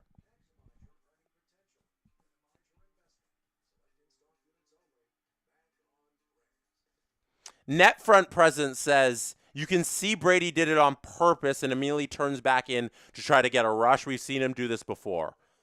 Yeah, I don't disagree that him going by Martinook is to create something there. But the force at which Martinook goes flying isn't what Brady did there. Like, I still think Martinook sold that call beautifully. But 2 minutes for Carolina seemed like the correct result. And now that we know Ottawa's killed off that power play and we're even strength, it's go time. Debug text says, not the final timeout when it goes to 3 OT. Oh, is there one more? There's one more TV timeout? Yeah, I guess we're 8:46. So, don't have a good name says there's one more TV timeout after less than 6 minutes left. In the third period, too? I thought it was only, I thought there's no timeout with less than 6 minutes left in the third period. I don't know if there is one timeout left. Regardless, 8:46 to go. The Ottawa Senators have had their chances. They've gone 0 for 13 on the power play. We've seen Brady Tkachuk in all alone. We've seen Tim Stützle try and take on every Hurricane by himself. We've seen every Shabbat shot from the point, and nothing's doing, except for the one time something was doing, and Jackson Blake came back to silence the Canadian Tire Center.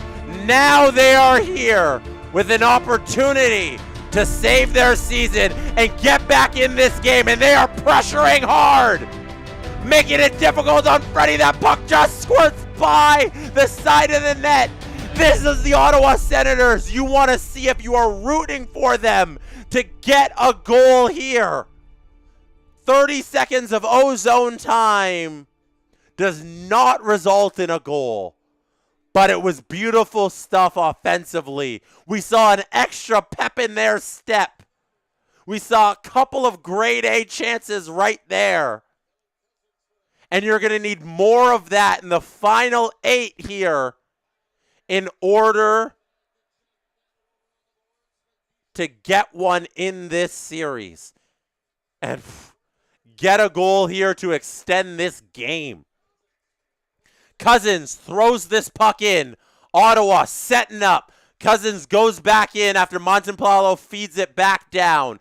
Brady Tkachuk now trying to win a board battle. He does. Sends it to the point. The Canes are going to be able to clear it as Seth Jarvis gets this at the line.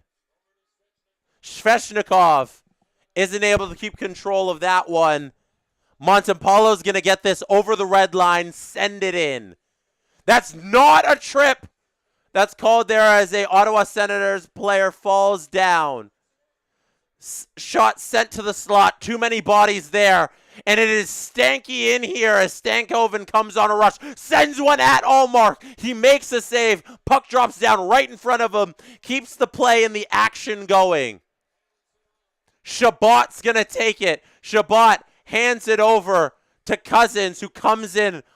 Isn't able to get a shot there. Amadio not able to control this puck. Jordan Spence, though, picks it up. Carrier trying to get this puck out of the zone. Eventually, the Canes do. Carrier chasing after it after he dumps it in. Beautiful to delay a bit of time here. Puck's all in the skates of every player that's on the ice right now. Everybody's in the corner. Jankowski's going in to fish it out. He does, but the Sens are going to come away with it as Jalen Chatfield then chases back the puck that the Sens send down the other way. No icing on that one as they touch it before the red line. Chatfield does. Canes are going to get it. They're going to send it at Allmark. He's going to cover this puck. 5:49 left in this period. Allmark has been the best Sens player all series, says Bobby. I cannot disagree with that. I cannot disagree with that one at all. Nick Ehlers had a fantastic diving play on a Jordan Spence shot during that last chaotic rush where it looked like the Sens could be dangerous, but fantastic defense that they've been playing all series long from the Hurricanes. They are top to bottom, solidly in position at all times. Just like on this play, where Ehlers is coming in with speed, all alone, trailing player, he passes it to him. Shot, save, Allmark. Good pad save. Gostisbehere is going to retrieve this puck. Over to Jordan Staal. Captain sends it to Svechnikov, who dumps and chases. Sens, though, able to come away with it. Brady Tkachuk reaches the red line. Sends it on to Pinto, who just comes off the bench.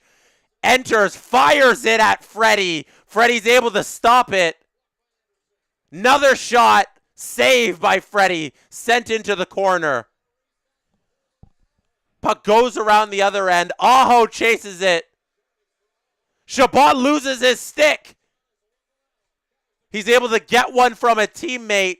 No damage done there as the Hurricanes can't take advantage of the stickless Shabbat. Debug text in the super chat says, Allmark, best Sen, and yet Hurricanes give up 3 in 3.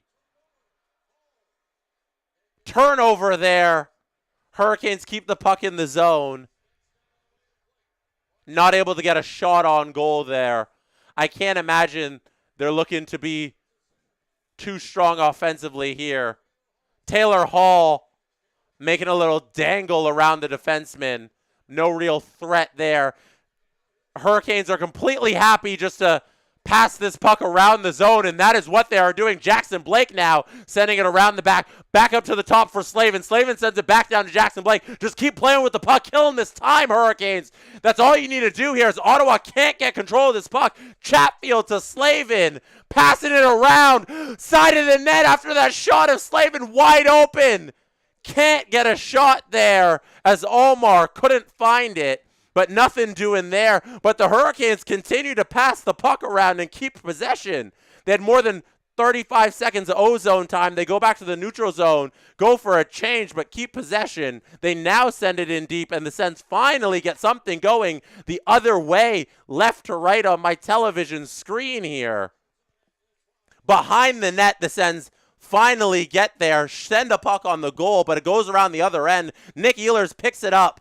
Goes down in deep, going to be hit by a Sen. I believe that's Spence, who gets this puck up to Montempallo, who then begins the dump and the go change there as he needs to get off. Stützle is now going to work with this puck behind the net. He's being trailed by captain Jordan Stahl, who's been out there for a little bit. He's doing great work following Stützle around the O-zone player. You know Stützle can be so deceptive with his speed and getting into those open areas. Carolina is able to clear this puck here. Back down the other end of the ice. And we are nearing the 2-minute mark. Ottawa's going to have to pull Allmark here. There he goes. Goalie to the bench. Extra attacker is coming out. Ottawa better find a way to set up in the zone here. Cousins trying to... can't hold it. Puck squirts back out to center. They're going to send it in deep. Anderson's, however, going to play it. And it looks like Seth Jarvis is going to play on the open cage. But good play there by the Sens to stop that one. Cousins now tasked once again to try and set something up offensively for the Senators. Cannot do it. And the Hurricanes are going to ice this puck with 1:31 remaining on the clock. 91 seconds left for the Senators to save their season. My goodness. Crowd is dead, says a comment here by Smokey. I think the crowd is scared. The crowd is scared because the Sens have not been able to get anything established. And there are 91 seconds left for this crowd to have some hope that the Senators can still win this series. Ehlers, empty net, missed it. Ehlers misses the empty net. Will that come back to haunt the Hurricanes? Slavin now gets the puck. Blocked by Shabbat. What a save! Stick save and a beauty by Thomas Chabot to save the Sens season. This game isn't the final game of the year for the Sens, but it sure feels like it. It sure feels like it right now. Couple big saves on the empty net for them. Finally, they're able to slow down the play and establish possession and get something going towards Freddie Anderson. They finally hold the zone.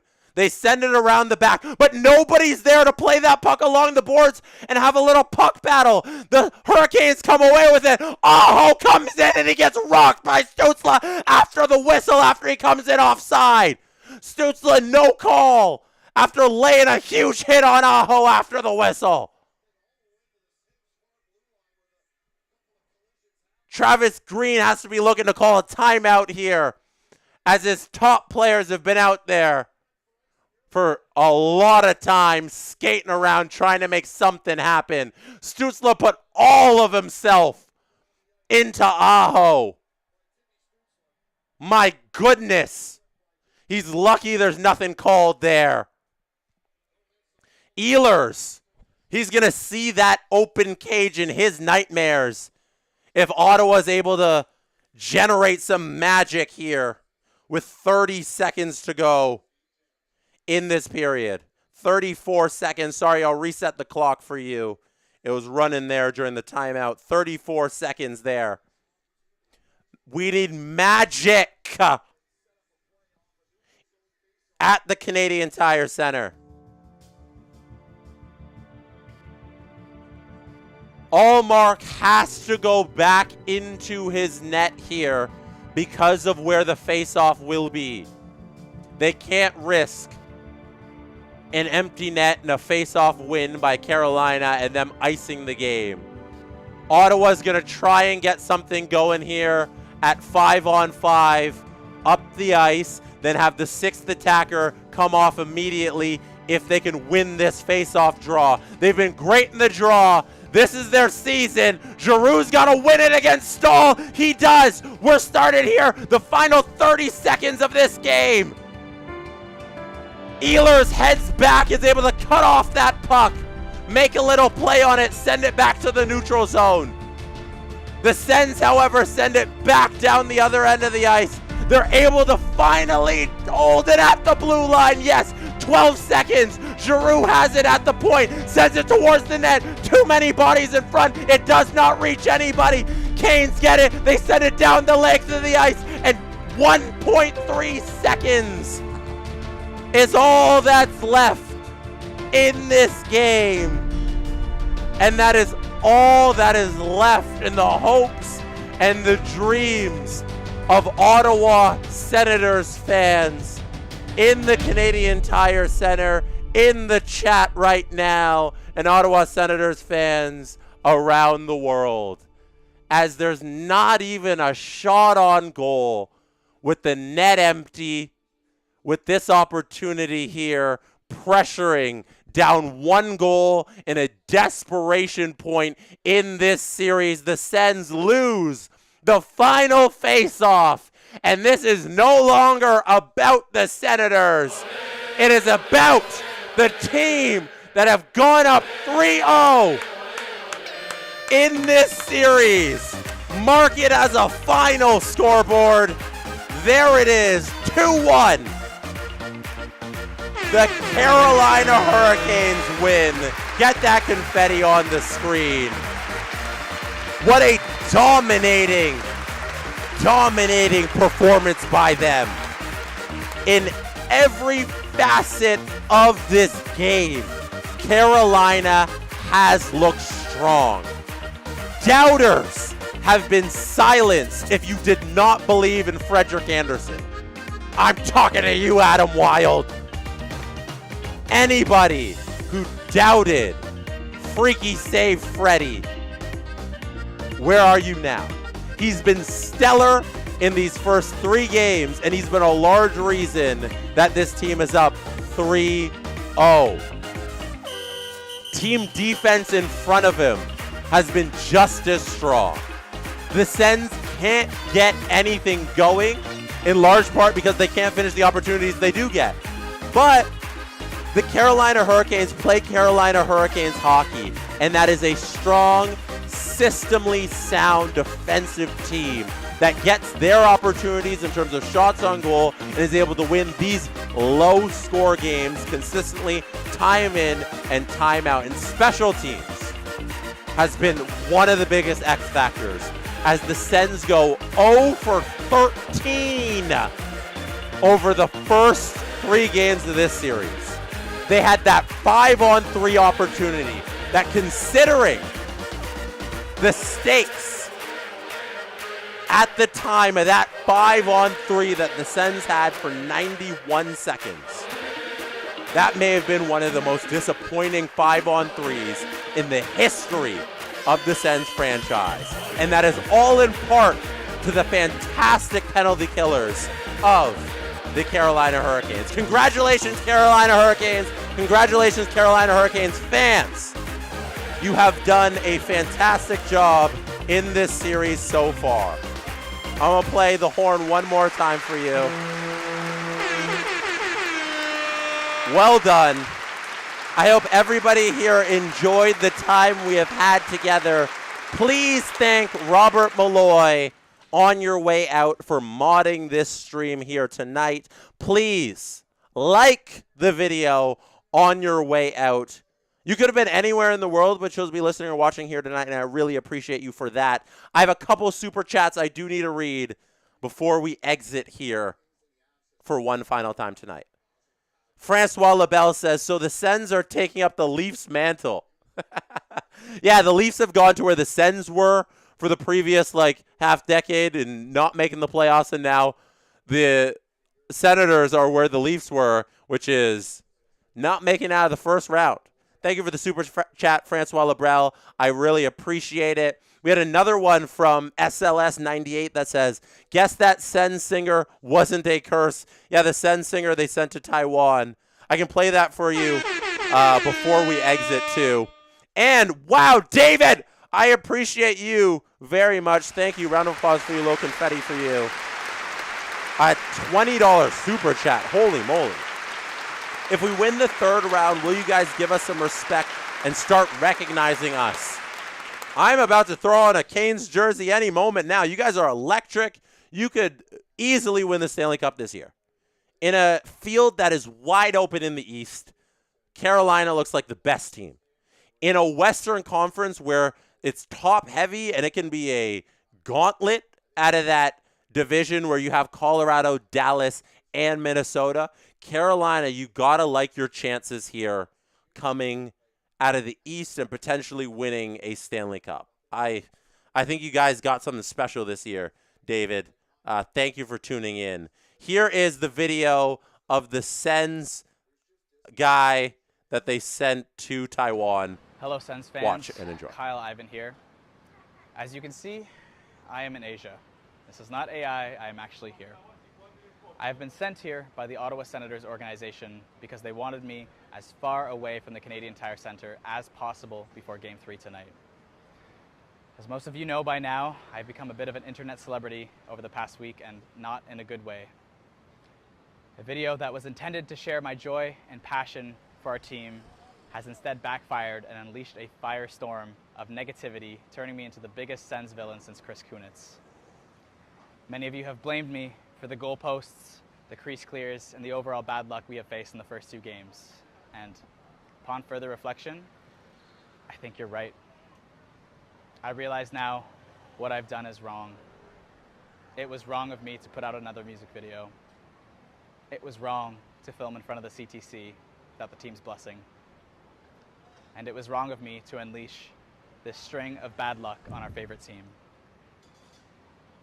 Because of this, I will be watching the rest of the series from Taiwan, a punishment that is harsh but fair.